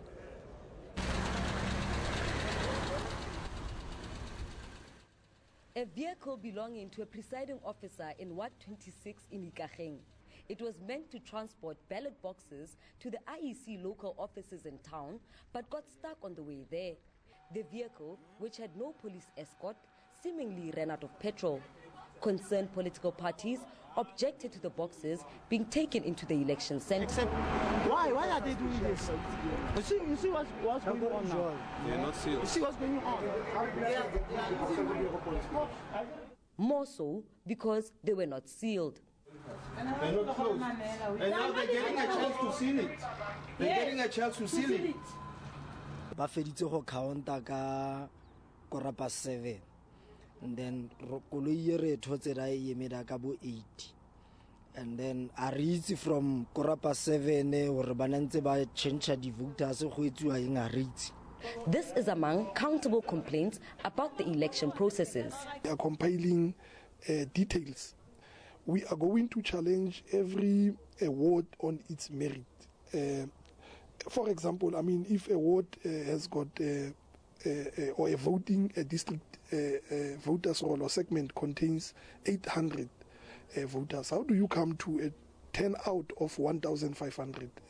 Opposition parties are now readying themselves to battle it out with the IEC. We have lost or short of 313 ballot papers that are unaccounted for.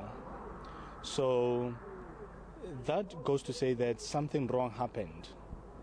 And we are intending definitely to take this further. That ward, it may have the implication 300 votes can make a difference in the result. So it may be material, so we will also raise this as a complaint. Meanwhile, the victorious ANC says it has only one thing in mind: serving their loyal voters. We are not part and parcel of that particular process as the African National Congress.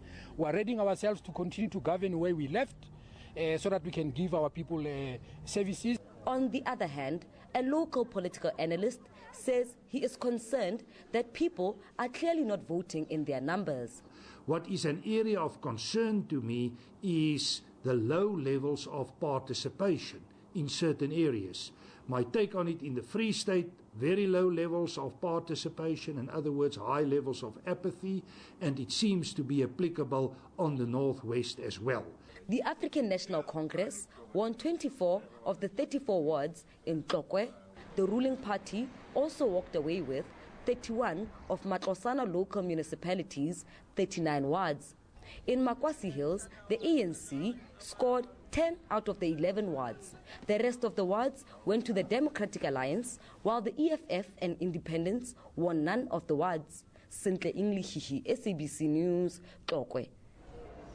All right, let's pick up our discussion with Jeffrey Ngonyama from the Voting Rights Organization of South Africa. We lost your mic earlier. We were talking about training of IEC officials. Do you believe that's something that could be improved? Definitely, most definitely. I mean, like I indicated, one thing that we picked up in our interaction with them, some of them are not quite sure of what the process should be.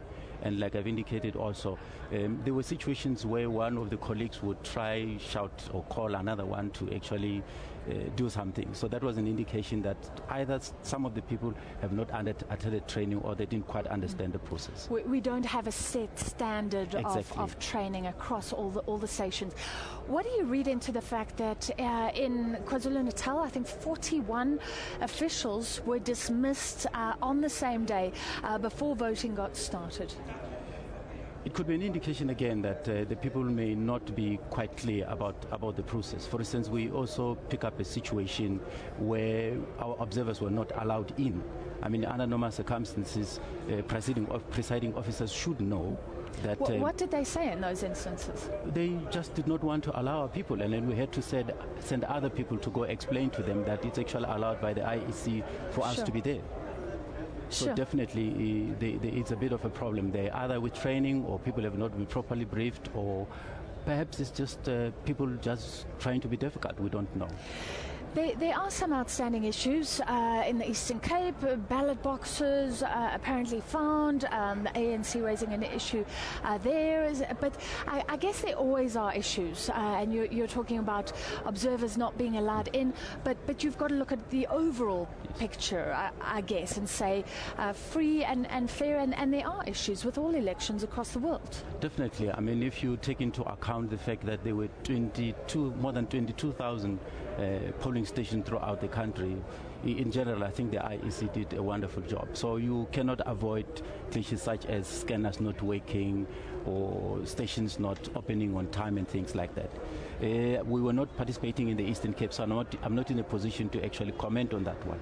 But the provinces in which were involved, from Mpumalanga, Gauteng, Limpopo, and the Free State, the reports that we got from our observers were generally very positive. You were talking about scanners. I think there was a problem in eThekwini, and we're still waiting for a lot of results from that area in KwaZulu-Natal. But how would you assess our technological readiness? I would say we're very, very advanced. I'm not quite sure what is the problem with scanners. For instance, the station where I voted in Kempton Park, the scanner wasn't working early in the morning, and some people were allowed to vote, and later on they scanned their IDs. But we realized later that there was nothing wrong with the scanner. Probably the people didn't quite know how to operate it because it worked thereafter without anyone fixing it. So maybe training again. Exactly. Overall, do we have a robust democracy in South Africa? Definitely we do. We do. I think, we're a young democracy. And having regard to what is happening currently, you look at our results, the way things have been going in our polling station, there's generally been less or no violence from the time when the campaign started. And what also was also very interesting was to see political parties next to the polling station having tents together, talking together. That's an indication that we... Is it a clear picture, though? Because there was political violence in the run-up to this local government election. Is that something you consider, or do you take it from a time frame, as polling starts, basically? No. We obviously did consider that. For instance, there have been people who have been killed and stuff like that. But then if you compare where we're coming from, prior to 1994, I think the situation was very bad. I think as a democracy, we are maturing. Things are getting better, but of course it's not yet perfect. So context is important. Yes. Thank you so much. Jeffrey Ngonyama from the voting rights organization of SA. Well, all the votes in one province at least have been tallied. It does have a low population, the Northern Cape, no big cities that are holding up some of the other provinces. As expected, the ANC retained the lion's share of the municipalities there. In the Northern Cape, vote counting is over. The ANC has retained control in the bulk of the 26 municipalities in the province. In the Hantam and Namakwa municipalities, the ANC failed to secure an outright win. The ANC retained 58% of the votes. We've noted the results as they came out, and the ANC got a drop of about 2% from the last local government elections. The issue of mayors will be finalized within the next 14 days. Before the first council meetings. I'm just glad the fact that the ANC used to speak about 70% outright win. And I mean, the truth of the matter is now they're standing at 58%, and we have grown as a party once again. Our take is that we have tripled the number. Our expectation was just to triple our numbers in order to grow our base for 2019 for the total to take over. The IEC says polling was free and fair. Analysts say the results were largely expected. Lehana Tsotetsi, SABC News, Kimberley. Welcome back to the Results Operations Center right here in Tshwane. We're continuing our coverage of Results Day, and as they trickle in, we will keep you updated. Let's unpack some of the day's events now, and we're joined by political analysts Levi Ndau and Zamikaya Maseti. Gentlemen, thank you very much indeed for your time. Levi, maybe I can start with you. Explain to us in terms of your views about what's happening in Nelson Mandela Bay. Interesting developments there. Well, I think one must acknowledge the fact that the Democratic Alliance had actually formed So I'm going to stop you there. We're having mic problems. Unfortunately, this is live television. Please stay with us because we want to hear that answer. But we'll take a short break, and please join us again at the Results Operations Center in Pretoria.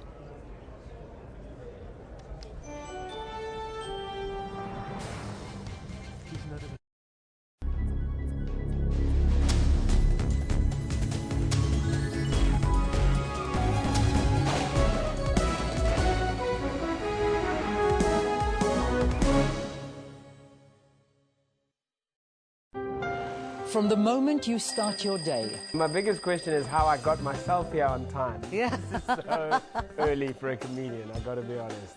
We are there for you. We bring your morning into perspective. As news breaks throughout the morning, is an investment into the future of the airports company, but also the future of our children, the future of our country, the future of the transport sector. We'll make sure that you get the full story. Give us quality music. Load shedding. Listen, this winter. It's a thing of the past. And you can count on the weather team with expertise. Join us live at 6 a.m. daily.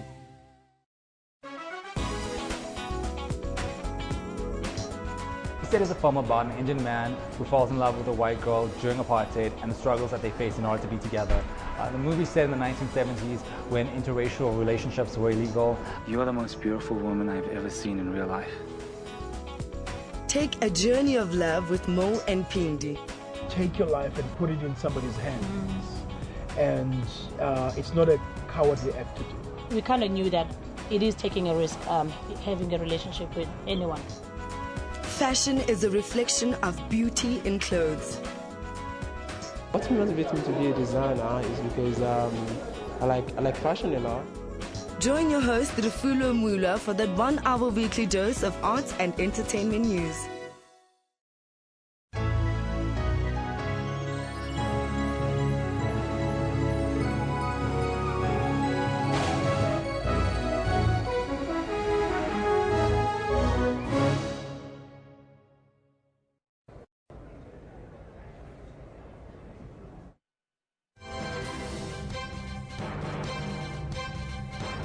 Live Results Operations Center right here in Tshwane. Let's continue our conversation now. Political analysts Levi Ndau and Zamakaya Maseti still with us. We were talking about the Nelson Mandela Bay and the developments there. Your opinion? Yes, indeed. One must actually observe the fact that the Democratic Alliance had vowed for quite some time that they would love to take over Nelson Mandela Bay. And obviously that is actually being realized now by these results. But maybe it's important to go a little bit back and look at what has been happening in that metro. There was a lot of instability and a lot of infighting, and especially amongst the members of the ruling party. And I think that is where the opposition, in particular the Democratic Alliance, identified an opportunity to say, based on the kind of instability that is happening in this metro, then they have got a better chance to get in and take over. But also, you don't have to take away the strong team that was actually built by the Democratic Alliance in these elections in general, and in particular in the Nelson Mandela Bay. They started a while ago, And obviously, this is actually paying dividends on the part of the Democratic Alliance. Zamikaya, your opinion on the DA, because we have to admit the perceptions are there. The party has to respond to them all the time, that this is a white, urban party. But looking at the results, is that still correct? Are we still in those boxes, or is it reaching out to rural areas and well, things like I that? think the Democratic Party's alliance, the DA, was very, very clear from the word go. If, for instance, you look at it correctly, when they brought Musi Maimane, they wanted to make sure that they reach largely Africans. And for instance, the argument that you are making that they were perceived as a white party. And to me, that narrative now is beginning to change. Because if you look at it now, it's beginning to penetrate areas in the Nelson Mandela Metro. You find it in Tembisa, you find it in Soweto, you find it everywhere where the ANC used to be very strong. So I think their strategic shifts are beginning to work to their favor. And to me, this is a confirmation of democracy. It's a pity that when this fellow tried to claim the Mandela legacy, the ANC responded by, accusing him of being a white stooge, a white party. And I think that strategy backfired, because we're in a non-racial South Africa, and nation building was a centerpiece of our transition to democracy. So it was really, really disturbing to hear leaders talking like that, undermining the nation building project, which was a pillar of our transition. So the Democratic Alliance, I think, it has a very, very clear strategy. It has won this metro, as they articulated earlier on, that theirs is to weaken the ANC and take at least one of the metros. They've done that in the Nelson Mandela metro. It remains to be seen whether they will do the same here in Tshwane or Ekurhuleni. You mentioned the racial issue. What part did it play, do you think, in the 2016 local government elections? Well, my problem with opposition parties is this expropriation of the liberation legacy.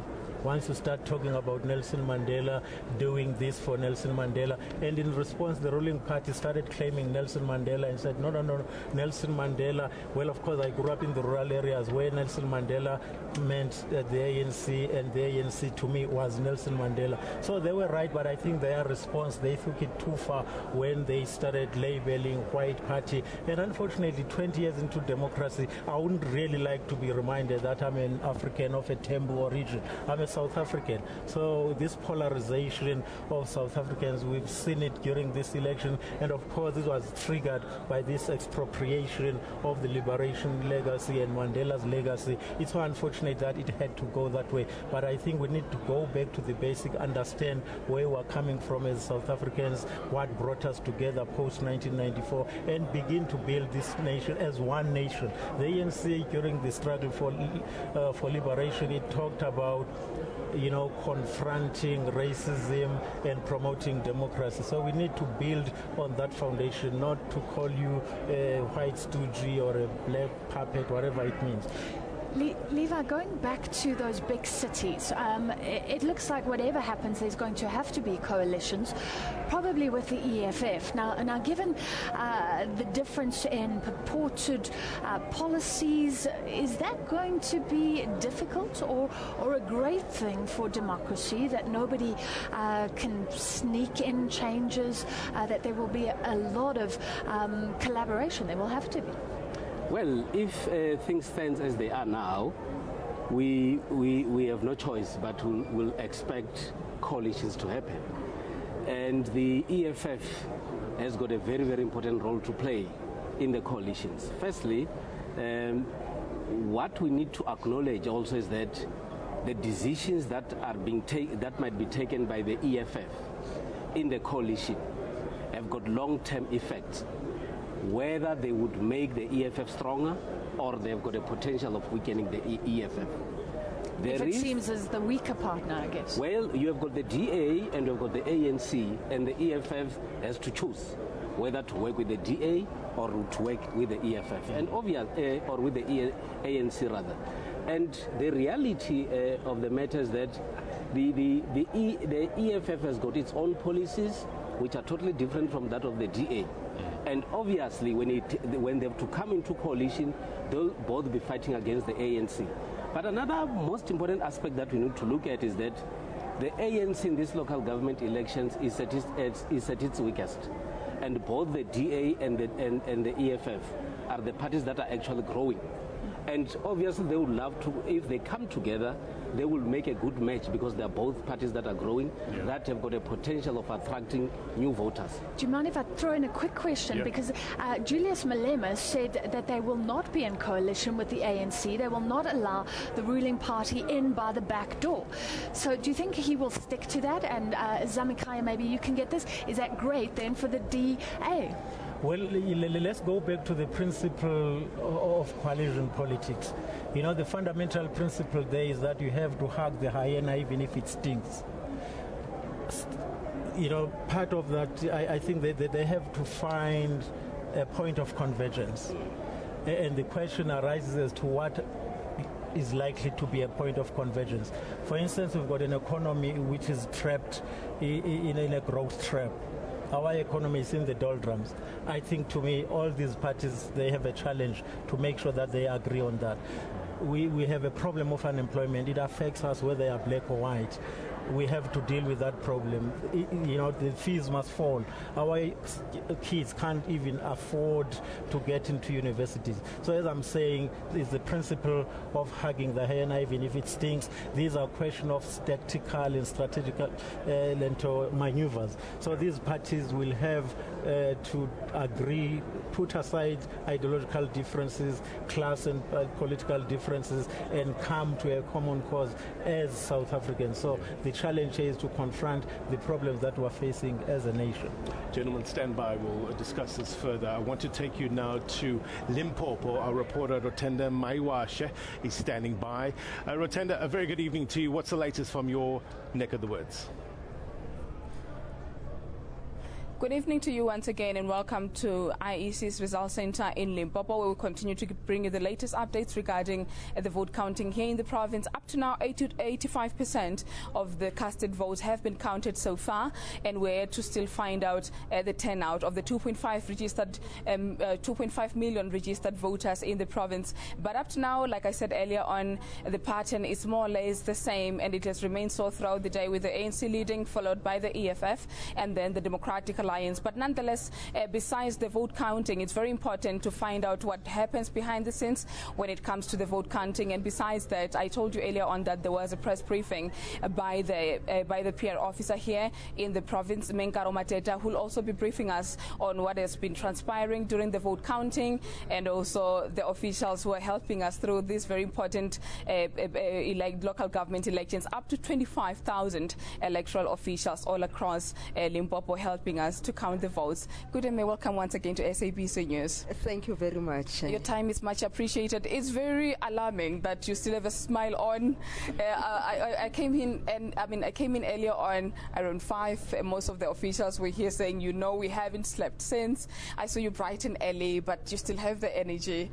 How has everything been so far? Well, we are tired at the moment, but we have to soldier on because we are not yet done. We have to complete and capture all the results slips of all the municipalities. At the moment, Greater Guiana municipality is still low.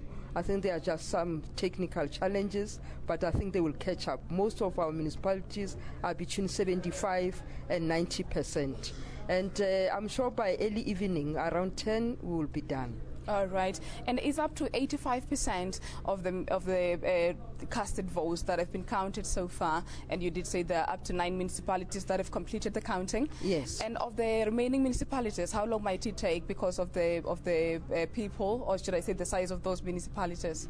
Yes, it's those big municipalities that we're waiting for. In particular, we're waiting for Polokwane, we're waiting for Thulamela, Makado, Mogalakwena, Zanin. Those are the big ones that would be coming, and I would imagine they might actually change because of their sizes and the number of registered voters in those municipalities. We are still anticipating that perhaps around 10, 11 we might be able to wrap up our work. in this results center at the Peter Mokaba Stadium. All right. And I understand earlier on during the press briefing, you did share that the officials were advised to take photos of result slips, and you said that it's an extra precautionary measure. Why was it necessary? Absolutely. Our processes are very, very transparent. So we really want to make sure that particularly political parties that are observing the process, that they get satisfied as they append their signature on the result slip. They are satisfied that all the votes have been counted and all the ballot papers that were handed over to the presiding officer in the morning are tallying before they append their signature. And then they take a photograph as evidence that indeed I was there, here is my signature, and then we leave a copy of the result slip outside that voting station so that any person can actually go there. You can take the photo, can take a selfie with that result slip, and just show that in my voting station, this is how the parties actually perform. So it's quite an open and transparent process. All right, I wanted to ask, because the voters were advised not to ever take selfies, but you did say that you were happy about the turnout in Vuane, but you were concerned about what you term as misleading reports regarding the voting, or should I say the local government elections. What are your main concerns around that? Our main concerns are people who go all out and spread rumors. The only organization that has authority over elections is the Electoral Commission of South Africa. It is the only structure that can announce whether elections are happening or not. If you go out and go on radio or television and announce that elections will not happen on, in a particular area, you are actually committing an electoral offense. And indeed, the police acted correctly. They arrested those people, and they have been charged with some sections of the prohibited conduct of the Municipal Electoral Act. And I think they will face the consequences once evidence is presented in court. And I can tell you now that that evidence is overwhelming, because they openly went on radio, they addressed meetings in which they were discouraging and even threatening voters not to participate in elections. It is indeed illegal. It's against our democratic systems. You cannot really threaten people that if you vote, this will happen to you. Yes. You can't do that. Yeah. And still in Vuane, and also maybe reports that might be coming through, there has been a 10-0 returned wards in Masakona and Feyipom. How can you explain that further? What does it mean? Yes, we have several wards, about 13 wards affecting that area. Of course, a ward is made up of 2 or 3 voting stations. Let's take an example of Masakona. Masakona has 3 voting stations. At least we obtained votes in Masakona Primary School. The remaining 2 votes returned 0. Those 5 votes are going to be counted. And a candidate is going to win based on those 5 votes. It might have been a candidate who was smart and got his wife or husband and the children to visit the voting station and vote. Every vote counts, and that one vote can actually make a difference. Somebody can win a ward just on one vote. So we are saying that in Vuane, all the wards are accounted for. We will have results for all the wards in the new municipality, including those in Vuane. All right. Yes. And we heard about a dispute in Tabazimbi in Ward 7, where you said that the EFF has lodged a complaint. Yes. But we might take that one as an example. But do political party agents understand the ways in which they can lodge their complaints? Yes, we do train them, and we encourage their parties to also train them. We train them on the system. This is now that period that is open. The window is now open for any person who feels aggrieved to write a formal objection to the Commission. And the Commission, before it announces the results, has to resolve that objection, and they need to communicate their decision to the person who's objecting. If that person is not satisfied, that person has a right to approach the electoral court, which is similar to the Supreme Court of Appeal. Yes, thank you so much for your time, and we'll be here by 10 p.m. So we'll also continue to keep up to date with what is happening regarding the vote counts. We are wide awake here in Limpopo, and we are about to complete our work. Thank you very much. Thank you so much. And that was it from the APO officer of the IEC here in Limpopo, Memateta. Thank you so much for your time, Inspector Pretoria. Yeah, thank you very much indeed. Rotenda Maiwashe coming to us live from Limpopo. Now, let me just give you a quick update. As it stands at 7:48 p.m., 84% of the vote has been counted. The ANC is just under 54%. The DA sitting at 27%. The EFF just over 7%. And now the IFP just under 5%. So that's how it stands at this time, with 84% completed. And remember, COPE, less than 0.5%, you can see there on the board. Sure, that party is dwindling, you could say, perhaps almost into insignificance. But the IFP, interesting, it's making a bit of a comeback in KwaZulu-Natal. Figures increasing there. Let's cross now to our reporter, Ayanda Mplongo, who's at the Durban IEC Results Operations Centre. All right, Francis, thank you very much, and good evening to you and Blaine. Yes, we're coming to you from the Results Centre in Durban. Continue to give you the election results from the province of KwaZulu-Natal as they come through.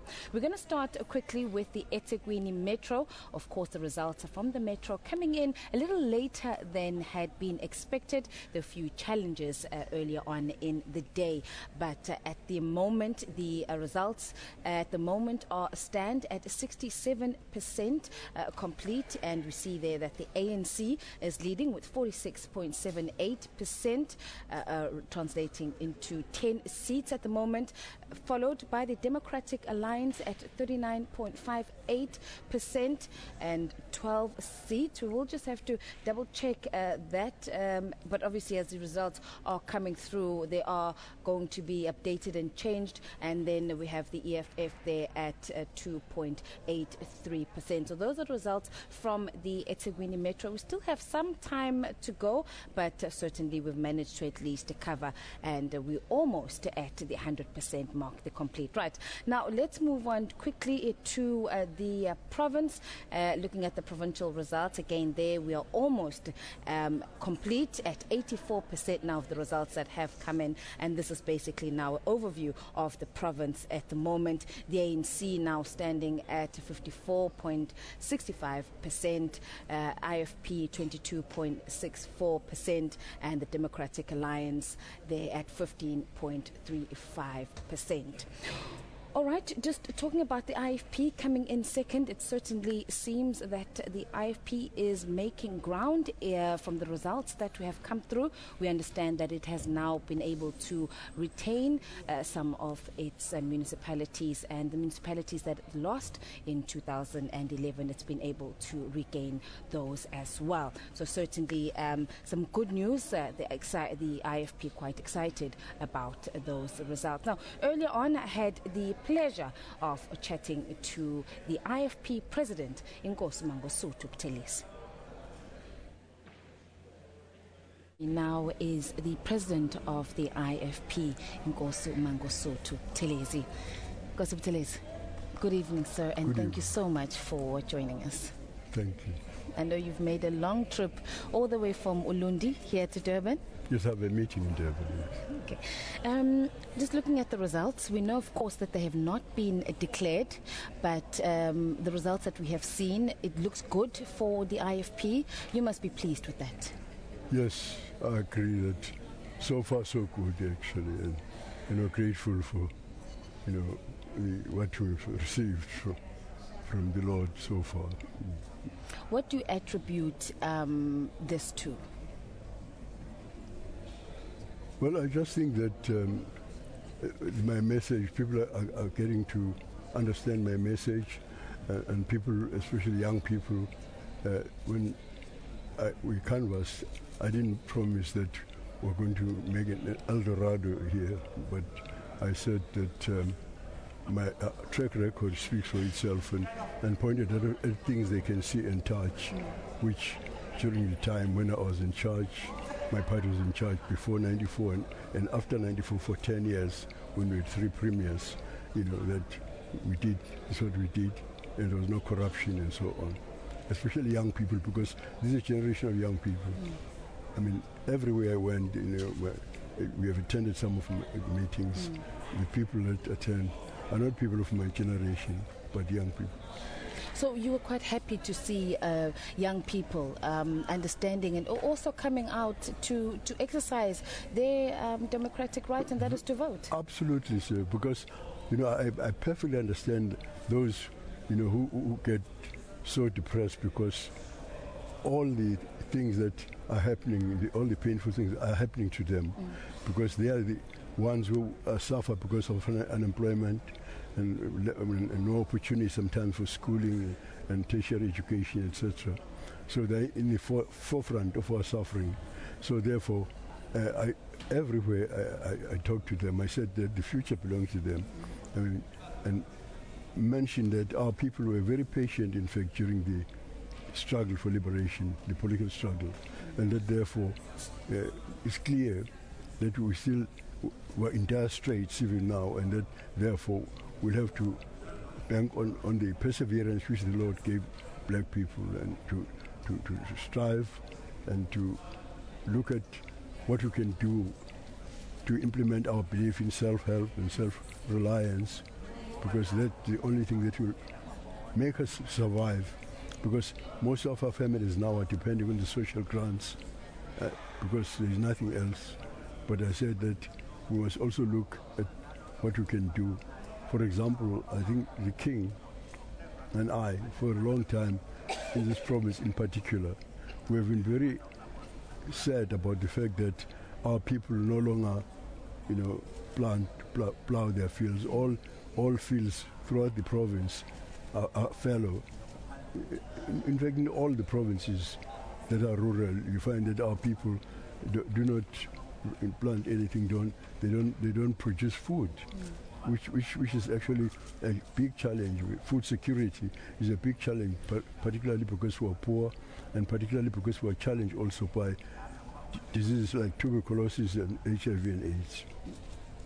And one municipality that you were said that you were going to win or retain, that is the Nkandla municipality, and it definitely seems that you've been able to retain that municipality. Your comments on that?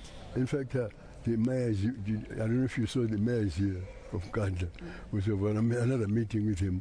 I was saying that he's awesome to me. I knew that we would retain. He said so because, I had a rally there on the 30th. And he actually said that we're going to retain it. He said he had visited every ward and so on. And I believe that our chances were very good. But I didn't realize that it was going to be such a whacking, and I'm very grateful. All right. All right, that was Nkosi Mangosuthu Buthelezi during his visit to the Results Centre. All right, I'm going to shift our discussion now to independent candidates and bring in my guest, Dr. Bheki Mngomezulu, the political analyst. Dr. Mngomezulu, just very briefly, we don't have much time. We wanted to talk about independence. 57 were contesting the eThekwini Metro, and we understand that 5 are celebrating at the moment. They have seemingly won their awards. Yeah, that's true. I must say that it's unprecedented for a local election to have as many as 57 just at eThekwini alone, over 200 across the province. So that tells you that there is something happening in different political parties. Taking into consideration the fact that these independent candidates come in two forms. One is those who are disgruntled in their own political parties, and then secondly, those who just decide to go it alone without having been associated with any political party. But then the problem then is you have 57 from the ANC, and then of that number you only have 5 that have managed to get some seats. Then the question is, what happens to the rest of them? Because they can't go back to their political parties now that they've left. So that the deadline raises a question: is it a viable option to go it alone? All right, Dr. Mngomezulu, certainly we will be following that. The results are not all in, so we might still get more surprises regarding our independent candidates from the eThekwini Metro. Right, that's all we had time for now. Let me take things back to Pretoria. Thank you very much, Ayanda Mhlongo and Mangosuthu Buthelezi. Quite calm, but he's got reason to celebrate the IFP, showing something of an upsurge again in KwaZulu-Natal. Yeah, he says so far so good, so we're going to unpack that a bit later. For all your election news updates, including results as they come in, go to SABC website, elections.sabc.co.za. We're going to take a short break. Our colleagues in Johannesburg will bring you a short news update at the top of the hour, so stay tuned for that.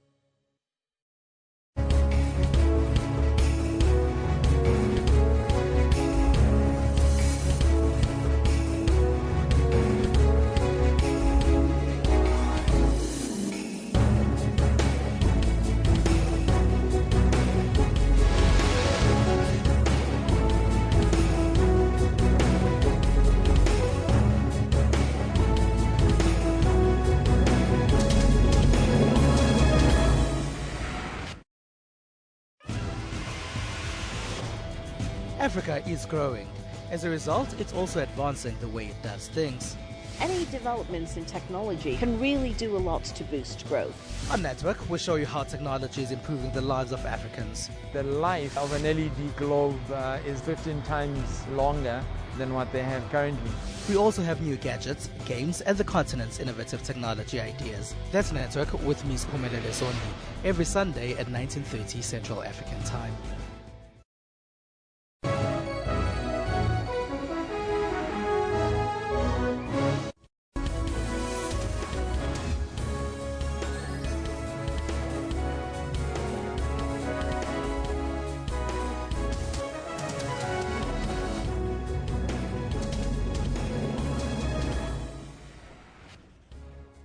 It's 8 o'clock Central African Time. Good evening and welcome to the Primetime News Desk in Johannesburg. I'm Simon Burke and these are tonight's headlines. The 2016 municipal election declared transparent, fair and credible.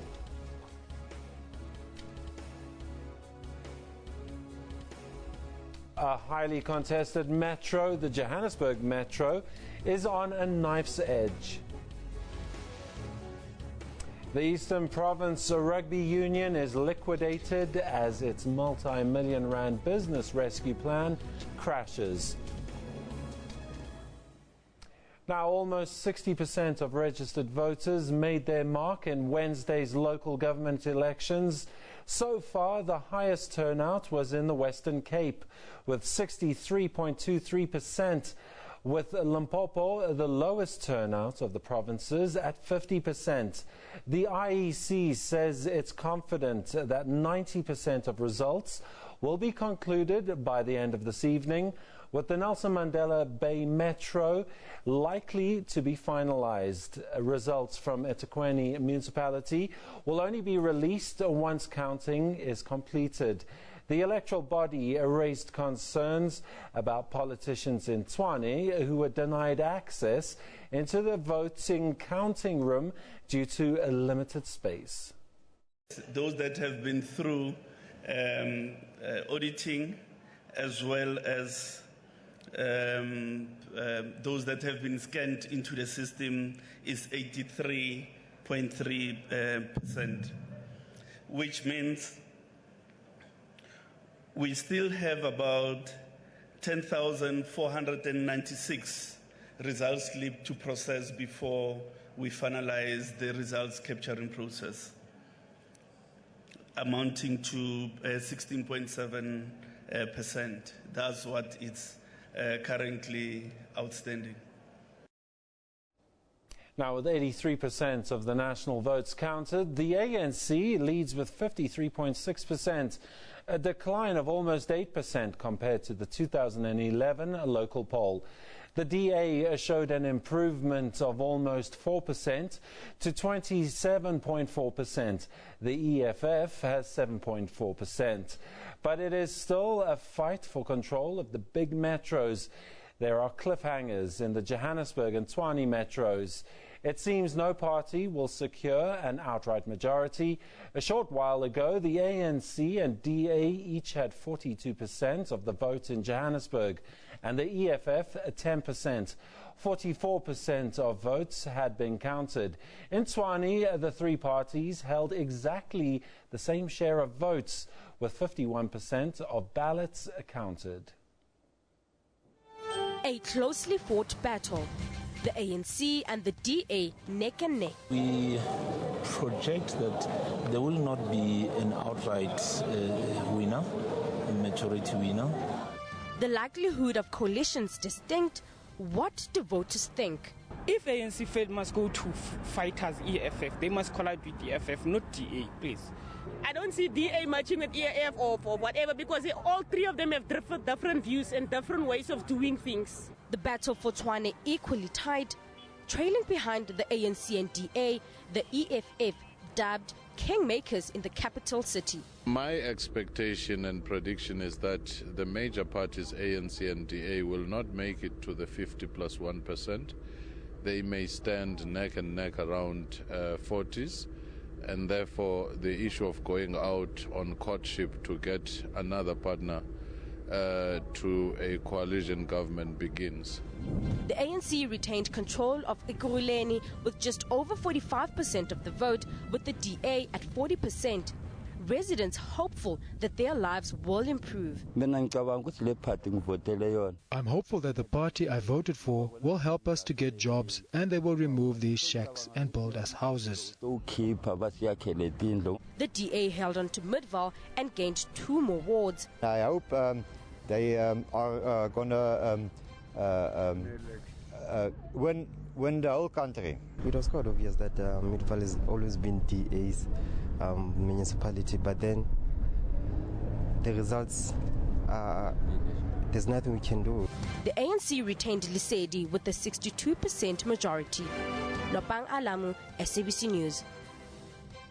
And that is it from us here in Johannesburg. We're going to send you back to the Results Centre in Pretoria. Good night.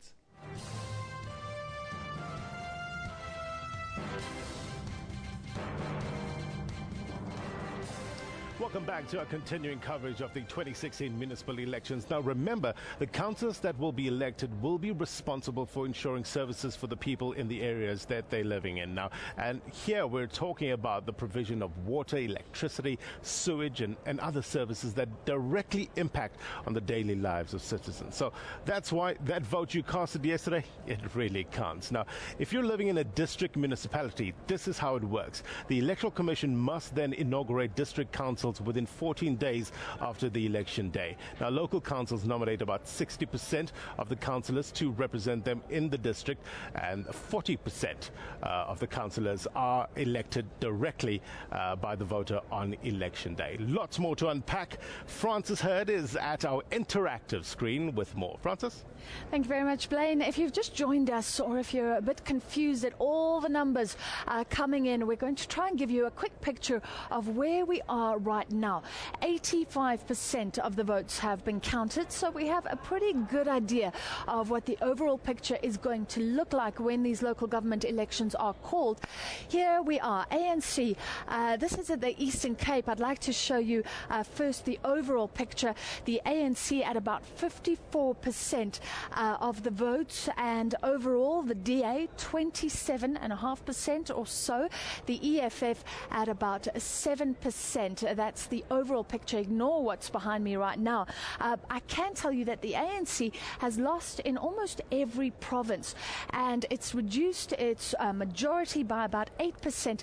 Looking at 2011, we were on 62% for the ANC. Okay, now we can go to the Eastern Cape, one of those contestations in a city in the Eastern Cape. But overall, first of all, the ANC still a good majority, nearly 66%. the DA on 20%, and the EFF 5%. Now remember, the EFF did not contest in 2011, so it's an emerging party. It's often coming third. Sometimes it's an official opposition, but here it's in third place. Now, Nelson Mandela Bay, that's what we're looking at. It's already been called by the Democratic Alliance. The DA currently on 49.5%.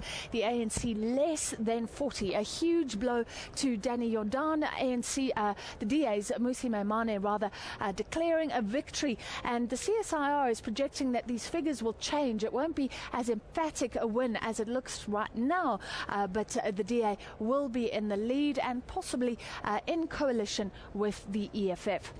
Now let's go to Gauteng. Called earlier, the ANC losing its outright majority. We know there's going to be coalitions here, and it's fine if we stay on Johannesburg.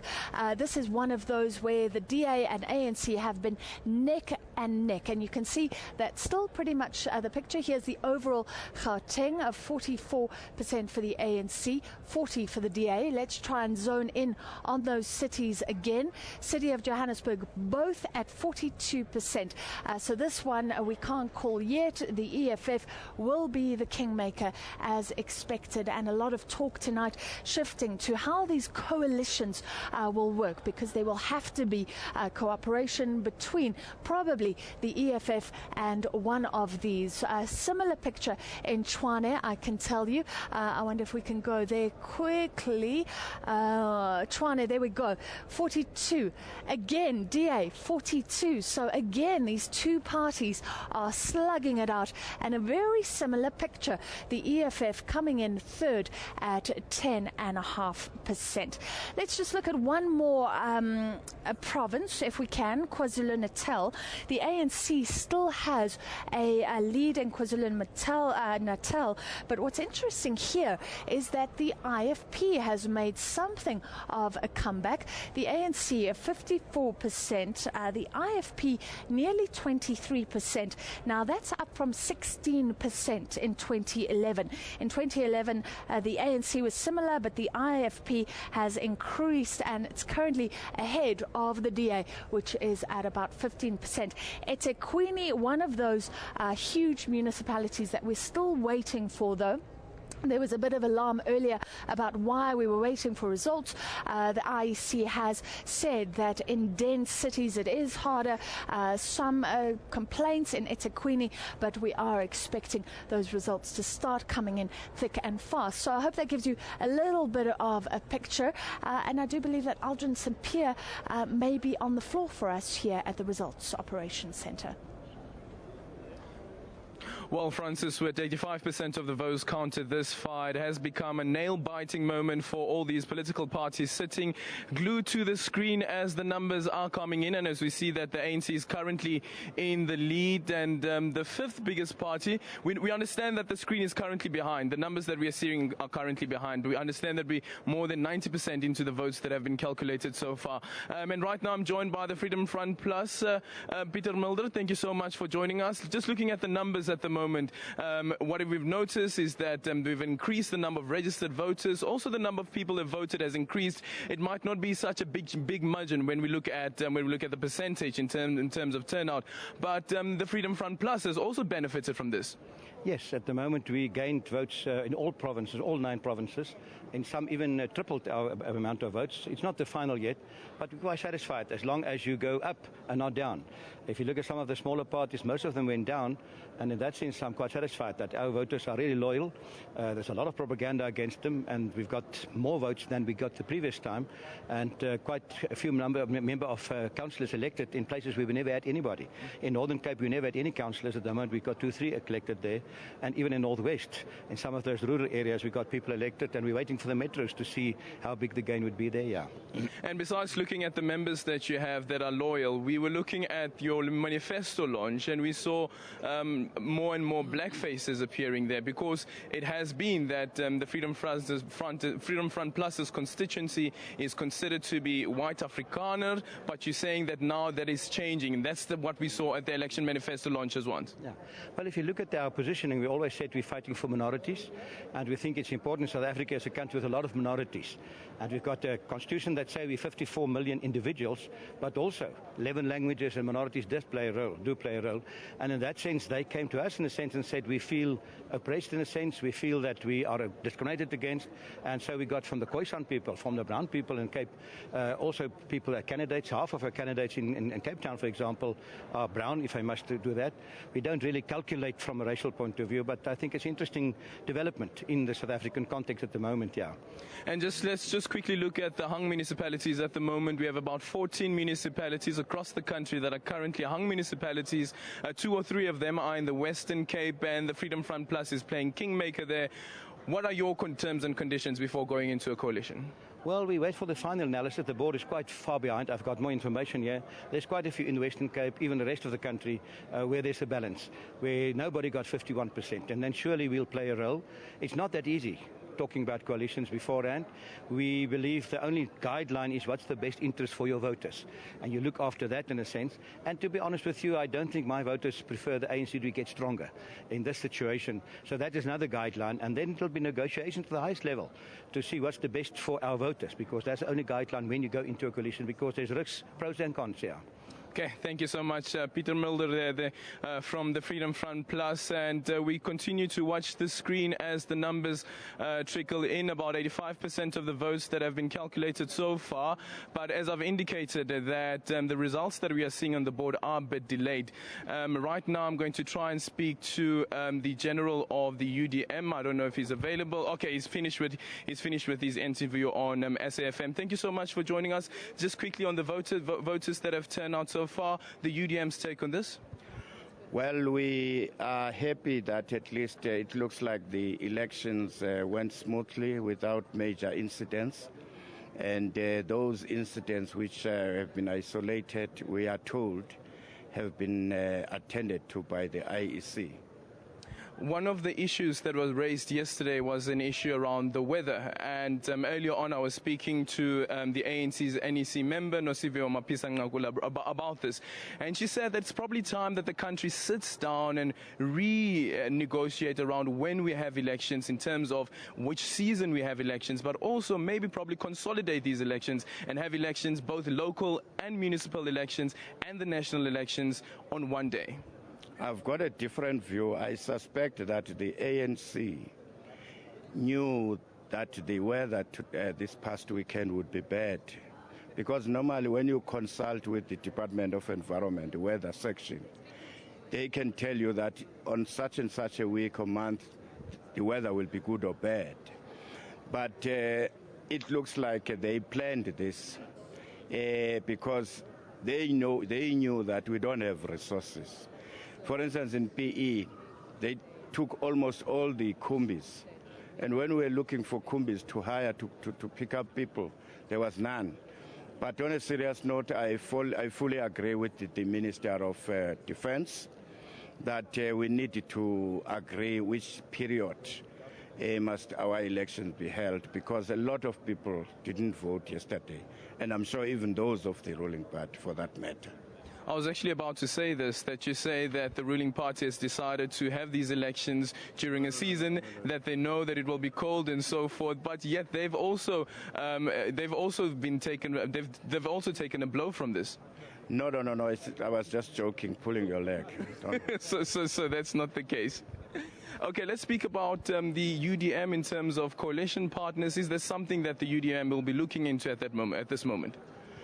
The United Democratic Movement is not under pressure to establish coalitions. Those who won or who have won slightly will approach different political parties. But people must know that the UDM has assisted or participated in a form of coalitions previously. In 2004, we assisted ANC in KwaZulu to ascend to power. And later on, we assisted DA to ascend to power in Cape Town. So, but normally what we look at is what guides us is to say, what were the people's interest was? Was it ANC or IFP or DA? So we are influenced by those trends. Okay, then perfect. Thank you so much, UDM leader there, Bantolo Misan. Right now we have COPE leader Musiwa Lukota, who's just arrived. Thank you so much, sir, for joining us this evening. Are you satisfied with the numbers that you're seeing for COPE at the moment? Well, this is actually this a bit outdated, a bit more. We have advanced a bit. No, we are perfectly happy that we retain positions in the local government structures. This is very, very important because with the development in the country today, clearly coalition politics is going to be very important, and we've already been participants in advocating this collective for democracy. And we do think that this country requires a variation of management of opposition parties where they are able to monitor each other against corruption, but at the same time where they work together effectively to transform the life conditions of the people. Nothing is more important for us.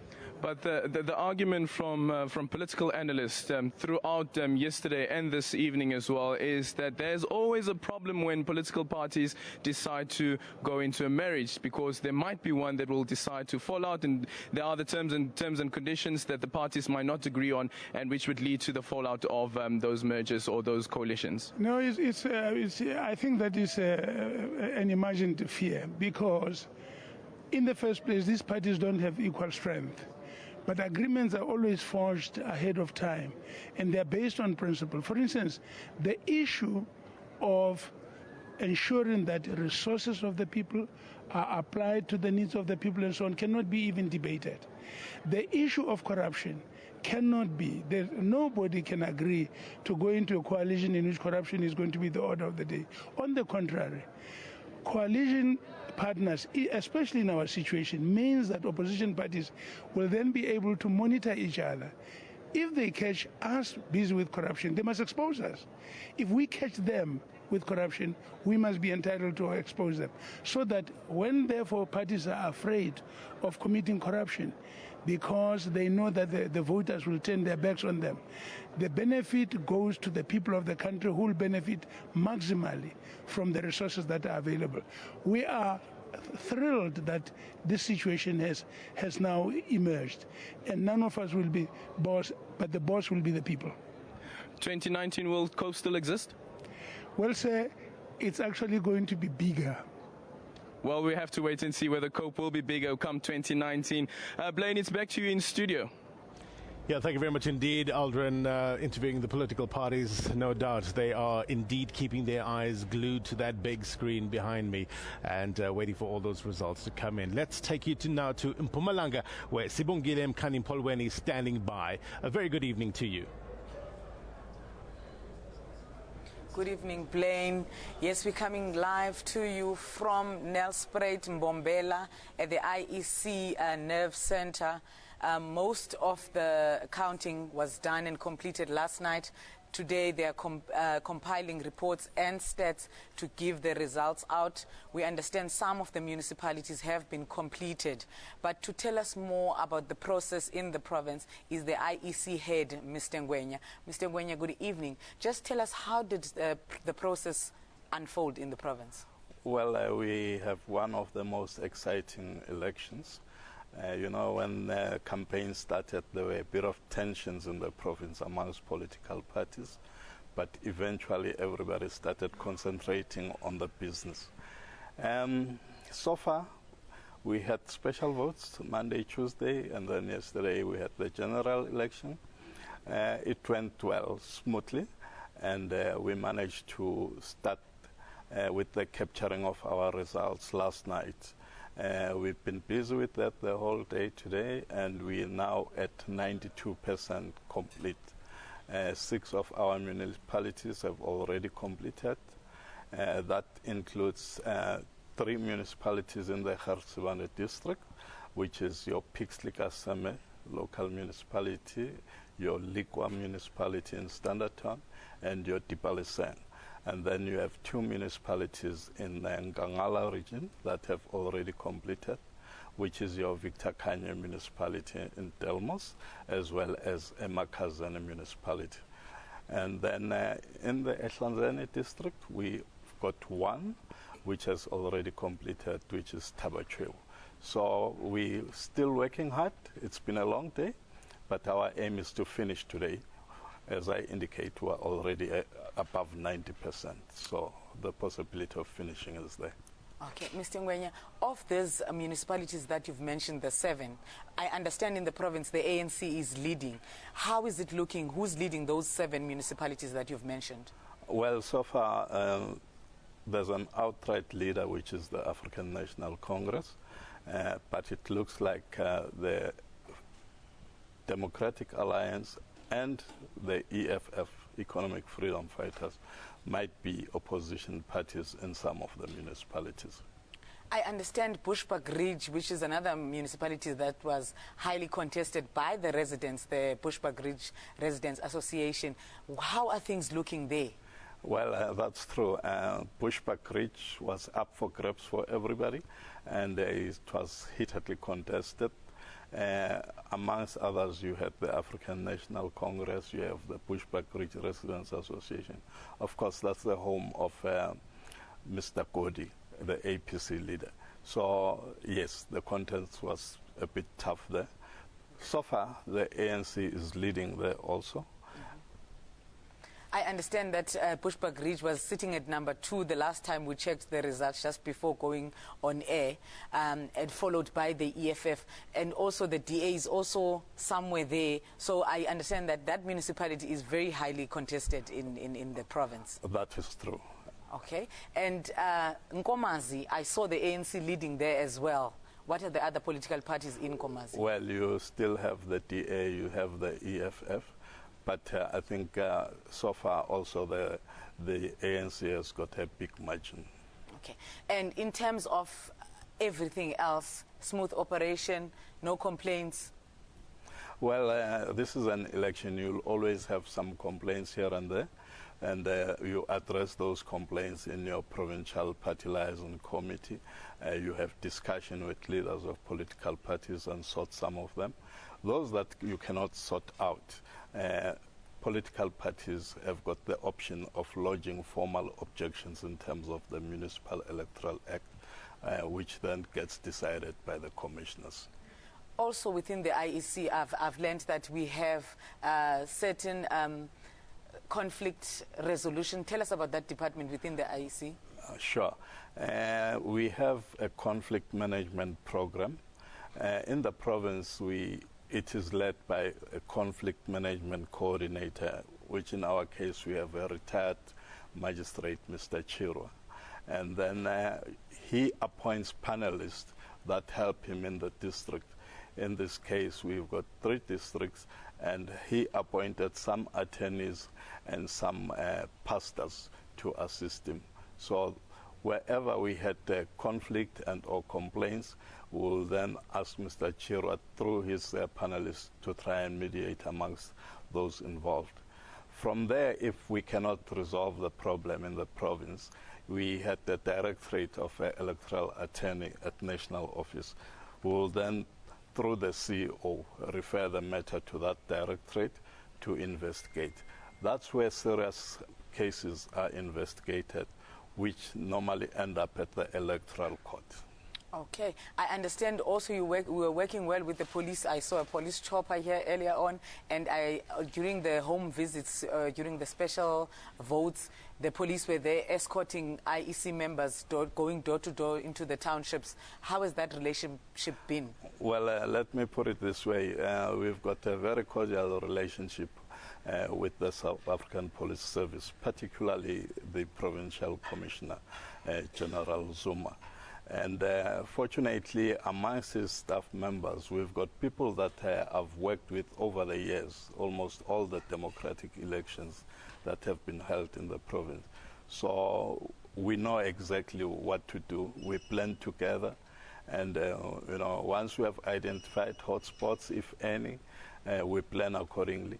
And we make sure that our material is always escorted, the environment is safe. People go to our stations without any fear, intimidation, or whatever.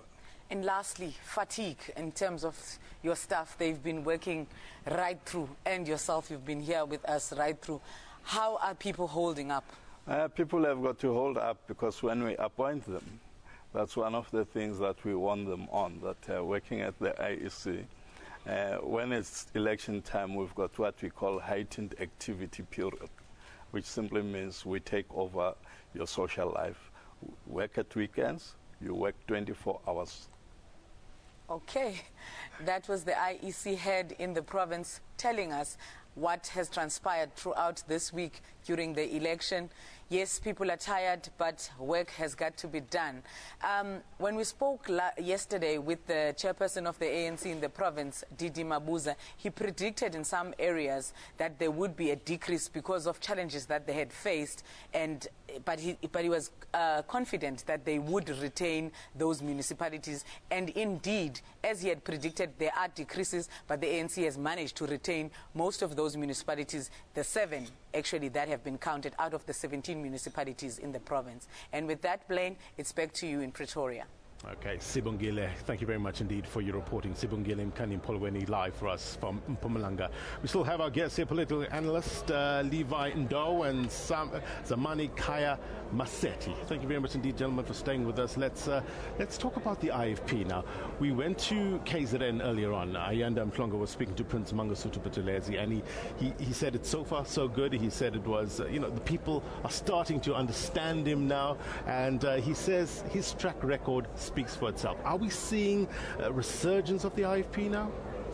Well, I think one must also indicate that the IFP's grassroots is in KwaZulu-Natal. And there were times in which you'll recall that in Ekurhuleni, the IFP had a number of seats in the municipality. But I think as well we need to look at the events that happened with the NFP, that the failure of the NFP to participate in the elections might have made an impact in the IFP. Is that the case? Because we did hear that certain support went to the ANC, and certain, I think it was Ndume and Kwanongoma, said they were actually endorsing the DA. So is the NFP's disadvantage the IFP's advantage? Well, I think most parties actually benefited. You'll recall that just before during the Siyanova rally of the ANC, there was an announcement in KwaZulu-Natal that about 100 members of the NFP have joined the ANC. Musiwa Lekoto has indicated as well that he has been contacted by members of the NFP wanting to join him. But then also there were reports that were moving towards, that were suggesting that apparently there are a lot of supporters of the NFP that have decided to throw their weight behind the IFP. But also at the same time, the IFP seemed to have developed a new strategy to attract more people to vote for them. Most of us never expected the IFP to perform the way they're actually performing. And I think one must actually acknowledge the work that has been done by the IFP in approaching these elections, and they actually have performed very, very well. And that is one thing that one has to congratulate. Zamikaya, what about the EFF? I haven't seen a municipality, maybe I've missed one, that belongs to the EFF, but they are coming up in some provinces, well, in Limpopo, as the official opposition with 17%. That is Julius Malema's home province. Would you say this is a good showing for a young party, or should they have done better? Well, I think they should have done better, and my sense is that they munch more than they can chew. I've been following their online propaganda. They were also hoping to win in Nelson Mandela, city of Tshwane, Johannesburg, wherever they went. What that means is that their message does not resonate very well with what they claim to be their working class constituency. Even in the Nelson Mandela, for instance, I was hoping that the United Front or the NUMSA-related workers will, in the absence of the best option, support the EFF. But I think as a small party, of course, they are learning. and I was interested to see how they will perform in Rustenburg or closer to Marikana. Seemingly, those workers in Marikana have forgotten about them. It's well and good that there will be an opposition party in some of the provinces, including Polokwane, but I was hoping that they would at least clinch one municipality. So their political formula, I think it has to be reworked. For instance, when they met with the former President Thabo Mbeki, Julius said, we're appealing to President Mbeki to vote for the EFF precisely because the PFF is Pan-Africanist. To me, that was an ideological confusion. They pretend to be this Marxist, Leninist, but I think there are, if you agree with me, radical nationalists. They are far from the Marxist-Leninist philosophy as they claim. I have the results for Rustenburg. ANC, last I checked, 44%, EFF 24%. So they're official opposition, but the DA not far behind, 23%. So you're saying they could have done better there? Levi, in terms of the memorable moments of 2016, elections 2016, what are some of them, and what are some of the driving narratives that you'll take away from those elections? Well, one must, when you look generally at the 2016 elections, you will then realize that most political parties never spoke much about the real issues that affect ordinary citizens. Most political parties never mentioned a lot about service delivery issues, what they intend doing, and so on and so on.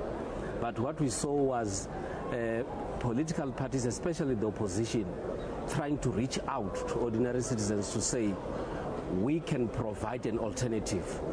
On the other hand, you had the ANC that will always talk more about their track record, to say we've provided housing, we have provided electricity and water and all the basic services. But at the same time, the opposition was saying, yes, we agree on all that we have done, but we can actually do more than yourselves. One other area that the opposition did well on was to talk more on corruption. Because the perception is there that the ANC-led government has got corrupt tendencies and it's soft on corruption. And that is one other area that the opposition was actually focusing on. But I think we need to relook at the manner in which our political parties conduct themselves during local government elections. We did not see more of the local people as the ones that were campaigning for votes.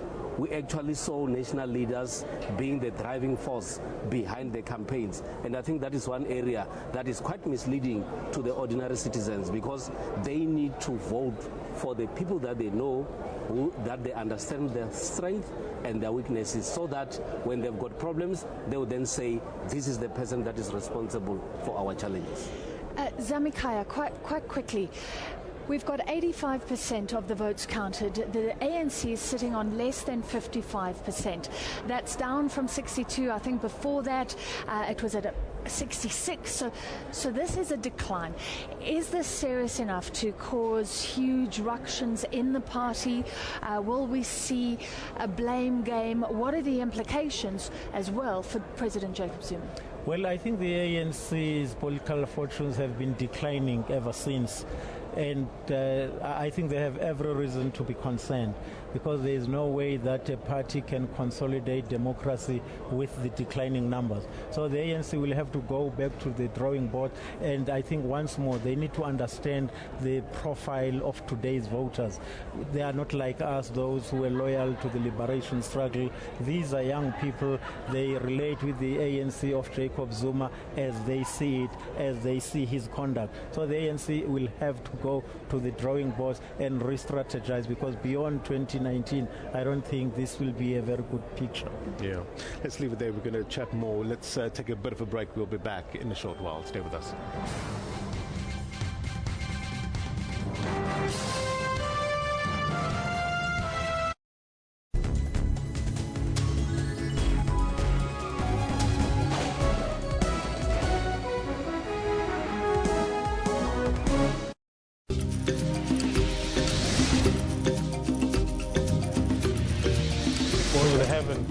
No, they haven't. Do you know why?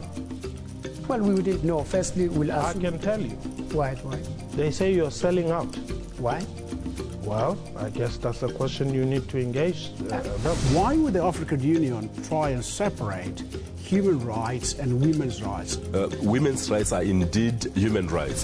So we need to be asking ourselves, what kind of society are we? What kind of family structures do we have where fathers turn on their daughters? If a policeman, is seen to be accessing psychological services, couldn't that be seen as a sign of weakness? People are waiting for somebody to discover them. Absolutely. And that's not everybody's story, am I right? I mean, there's so many of us who can be the best and stars, but you can't sit there and wait for somebody to say, I think what you're doing is great. Peter is so different to his past. I really wish I could say thanks to him. And man, I'm the man. I make coffee and I'm proud of it. For your daily dose of current affairs, tune in to the SABC News Channel.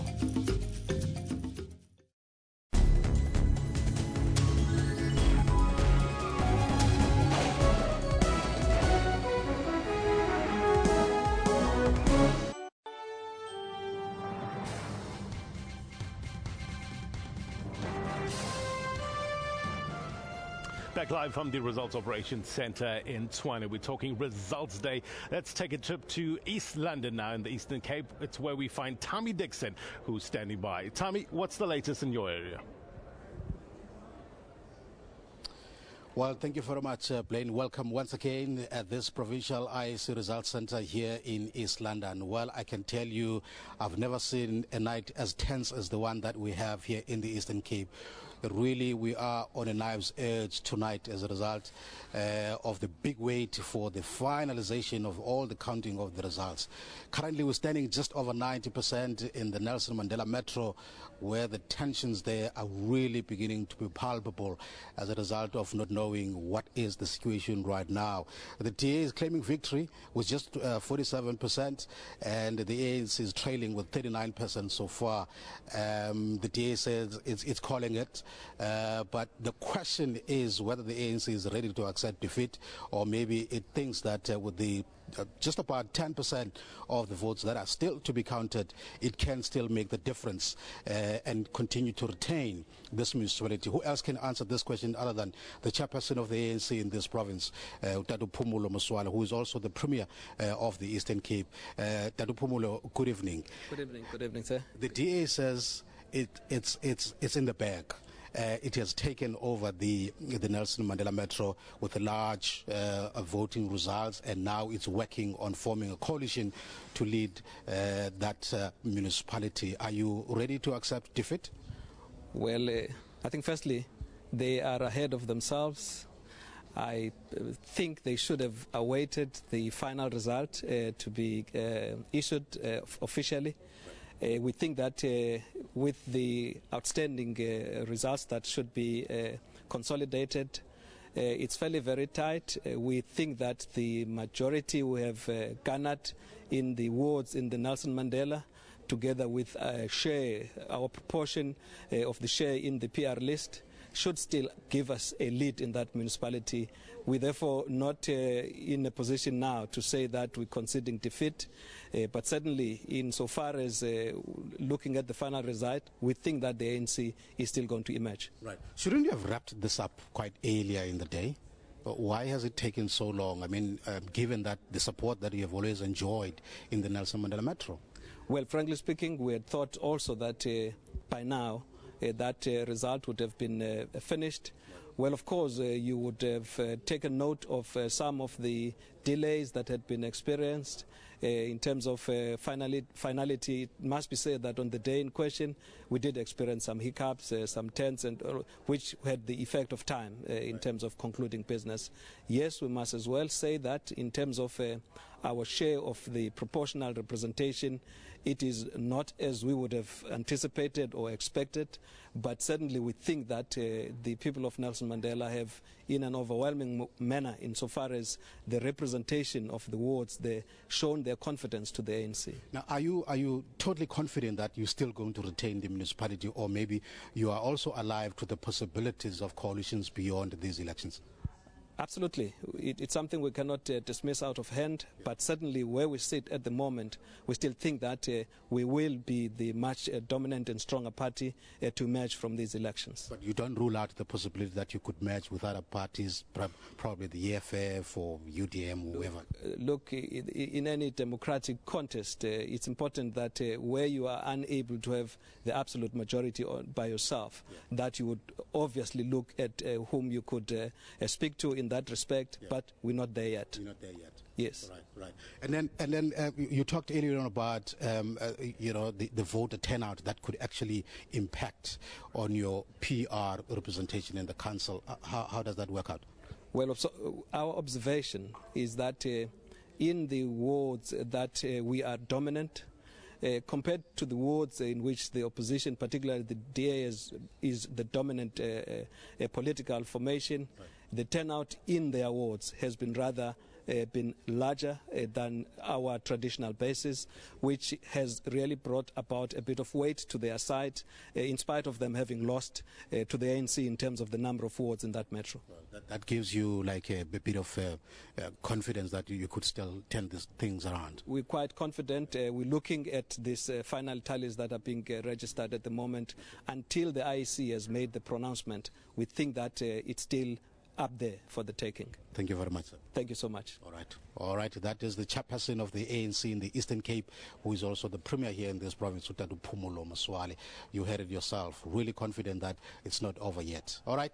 Let's go now to the Nelson Mandela Metro. Our reporter, Ivu Report, is standing by to give us an update in terms of what's happening there. The last time we checked, Ivu, the tension was quite palpable there. How's the situation is right now? Well, Tammy, what I can tell you right now is that we've seen the ANC singing, we've seen the EFF singing. People are feeling a bit, joyful where we are right now. But like you've said, that Musa Maimane had called it earlier on and said that the Nelson Mandela Bay Metro is definitely going to the Democratic Alliance. But I think maybe we should speak to the DA mayoral candidate within the Nelson Mandela Bay Metro, Athol Trollip, and just see, how he's feeling, if they're also joyful about it as well. He's sitting across. We're not really sure if we can reach to him. Okay, we can't get hold of him right now, Tammy, but behind me as well, if you just look and ask Richard to pan the other way, the EFF is in the corner over there. They were also singing, as well as the ANC in this corner was also singing. So people are seeming a bit joyful right now. And yes, we have Athol, Tammy, here he is. Athol, how are you guys feeling? There are talks that, Musa Maimane has called it that the Democratic Alliance might have the Nelson Mandela Bay Metro in the bag. As the mayoral candidate, what kind of achievement would this be? What does it mean to the DA? Well, it's very significant. It's a historic election. Change has come to South Africa. Change has come to Nelson Mandela Bay. And we're very excited. We're just obviously waiting for the final result to see exactly what the outcome is. But the writing's on the wall. The DA is the biggest party in Nelson Mandela Bay. And it's been confusing what's been happening in here, in this voting station, for a long time now. For the last 45 minutes, people have been singing and dancing as if this was their own party head office. This is an IEC venue. It should be respected. It's not being respected. And IEC officials are sitting with their arms folded because it's unexpected. And that's, I suppose that's the worry when people become so arrogant that they think they'll govern until Christ returns, that they do become arrogant. But, pride always comes before a fall, and we believe change is here in Nelson Mandela Bay. Thank you so much. Well, there you have it, Tammy. Might be joyful, but as well as a bit tense still while we wait for those last tallied votes. But for now, it's back to you guys in studio. Thank you very much, Iviwe, our reporter there, the Nelson Mandela Metro. Very well done to the team there, bringing that story happening right there, just to check out what's happening with regards to that battle between the ANC and the DA over the Nelson Mandela Metro. Well, that's all we have time for this segment. It's back to our colleagues in Pretoria. Yeah, thank you very much indeed, Tommy Dixon in the Eastern Cape. Let's get you caught up now and give you the latest with regards to some of the results that's coming in.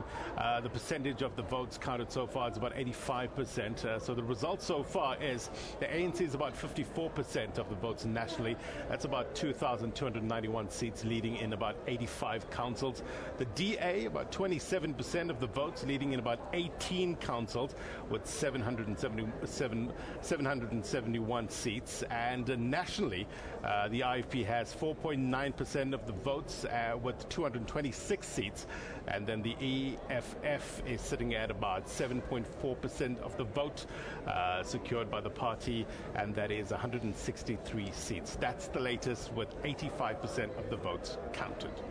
Francis? And basically 4 parties in the running. A lot of those parties dwindling down. Again, COPE less than 0.5%. FF Plus, I think about 0.5%. UDM also just above 0.5%. So no great shakes. And we were talking before we went to a break about the EFF's performance. You could say this is great growth for a party that didn't even feature in the last local government election. Our analysts were saying, no, it could have done much better. And we're joined by Levi Ndao and Zamikaya Maseti. So welcome back to this conversation, gentlemen. And we've been looking at how the landscape is changing. Zamikaya, you were saying this is pretty dire for the ANC, and we've seen a decline over from election to election. Not great for the next one. What do you think we need as a nation? Some would say this is great. More competition is good. Keep the ANC on its toes. Others would say, actually, we need a strong party, perhaps. The ANC has been very confident, and it's been able to pass policies that are unpopular, but we don't have a death penalty. I love that. I love the way that it can push women's rights, for example. So how should we receive this change in fortunes as South Africa? Well, I think the most important thing that we must take note of is the fact that our democracy is consolidated. If you look at the theories of democratic consolidation, especially in Africa, that parties like the ANC or the former liberation movement, they start crumbling after 20 years.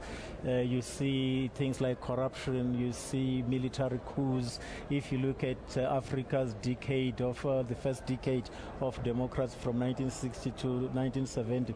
But in South Africa, I think it's something that it's healthy for our democracy, and we're beginning to see these small parties like the EFF coming, but unfortunately some of them are just disappearing from the scene. Look at COPE, for instance, when it was first established by its leaders. Of course, it was an elitist party, your cabinet ministers, your former ministers, senior civil servants, but unfortunately they couldn't sustain the political pressure. It's good on that part, but I think the ANC also will have to deal with things differently. If you look at how they treat the Constitution, the Concord victory, which came as a result of the EFF's challenge of President Jacob Zuma, they need to deal with those nationalists, because people are not stupid. Ordinary people, they talk about Inkandla, they talk about everything that they hear. The manner in which they dealt, for instance, with the office of the public protector. So those things, I think they are contributing to this downward swing that we're beginning to experience. I don't think it's the question of clever blacks. Ordinary South Africans, they interact with these realities. And for instance, you look at the Nelson Mandela Metro. People in that metro are generally up here. Vivi, do you agree? Yes, indeed. I would love to agree. If you look at the trends now in South Africa, one would say these elections were actually a wake-up call to the ANC, but also maybe it was some form of confidence, a vote on President Zuma or the leadership of the ANC. There are a lot of areas where the ANC has actually made serious mistakes, and South Africans have found it difficult to forgive them. But one other important area that the ANC has to look at very, very seriously is the degree in which factionalism in the ANC is being entrenched. Branches in the ANC, regions and provinces are defined according to factions. And the ANC does not seem to be having a formula to deal with factionalism within its own ranks. And that is one other area that has got serious effect on the ANC. We were saying earlier on that this election is not mainly about representatives or local representatives. It's about the confidence that people have in a party. And I think ordinary citizens are trying to say to the ANC, there are certain areas where you have erred, and what they're actually doing is to express themselves through a vote. And if the ANC is not worried about this one, then the ANC won't be worried about anything in the near future. Having said that, do you think these results, these election results, serve as a sort of a litmus test to the national elections in 2 years' time? Well, I think parties will then still have to go back to their drawing boards and then look at what are the best strategies that they can come up with. There is a view that in the ANC the problem is with the leadership, with the current leadership. The changes might still come 2019, but obviously if things happen the way they are, we're still going to see a lot of decline of the ANC and a lot of support developing from the opposition parties like we're actually seeing now. How significant, we've been talking about the cities, these jewels in the crown, but the ANC, it has to be said, if you're that far in the lead, it's easier to lose than catch up on the winner. And it's still the majority, but those cities, how important are they? Nelson Mandela being called by the DA, I don't know if you saw the ANC disputing that, but CSR is predicting the same. It will go to the DA. We still don't know about Joburg and Tshwane. But how symbolic is that? Well, if you look, for instance, let's take the city of Tshwane. It's an administrative capital. For an opposition party to control the administrative capital, I think it gives it that particular party status. Yeah, a particular status. Cape Town, for instance, is your legislative capital. It's under the city of Cape Town.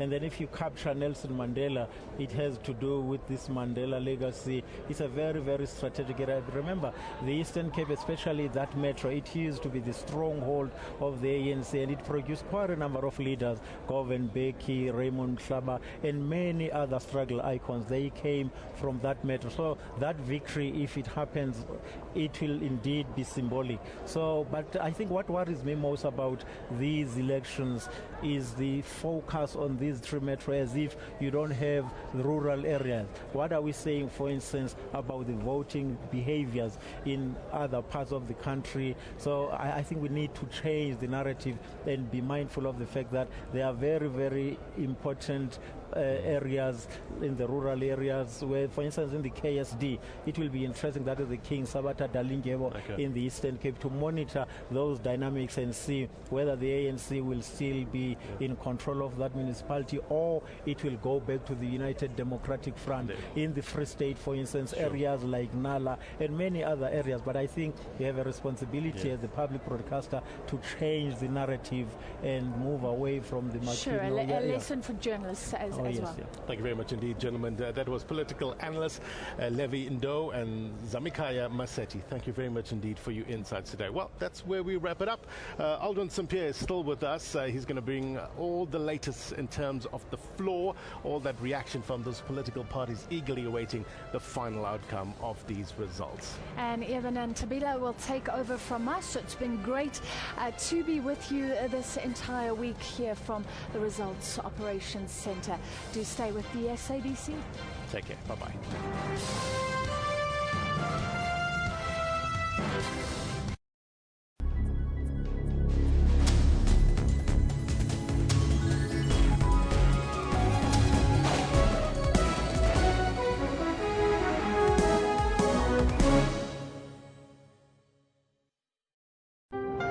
From the moment you start your day. My biggest question is how I got myself here on time. Yeah. This is so early for a comedian, I gotta be honest. We are there for you. We bring your morning into perspective. As news breaks throughout the morning. Is an investment into the future of the airports company, but also the future of our children, the future of our country, the future of the transport sector. We'll make sure that you get the full story.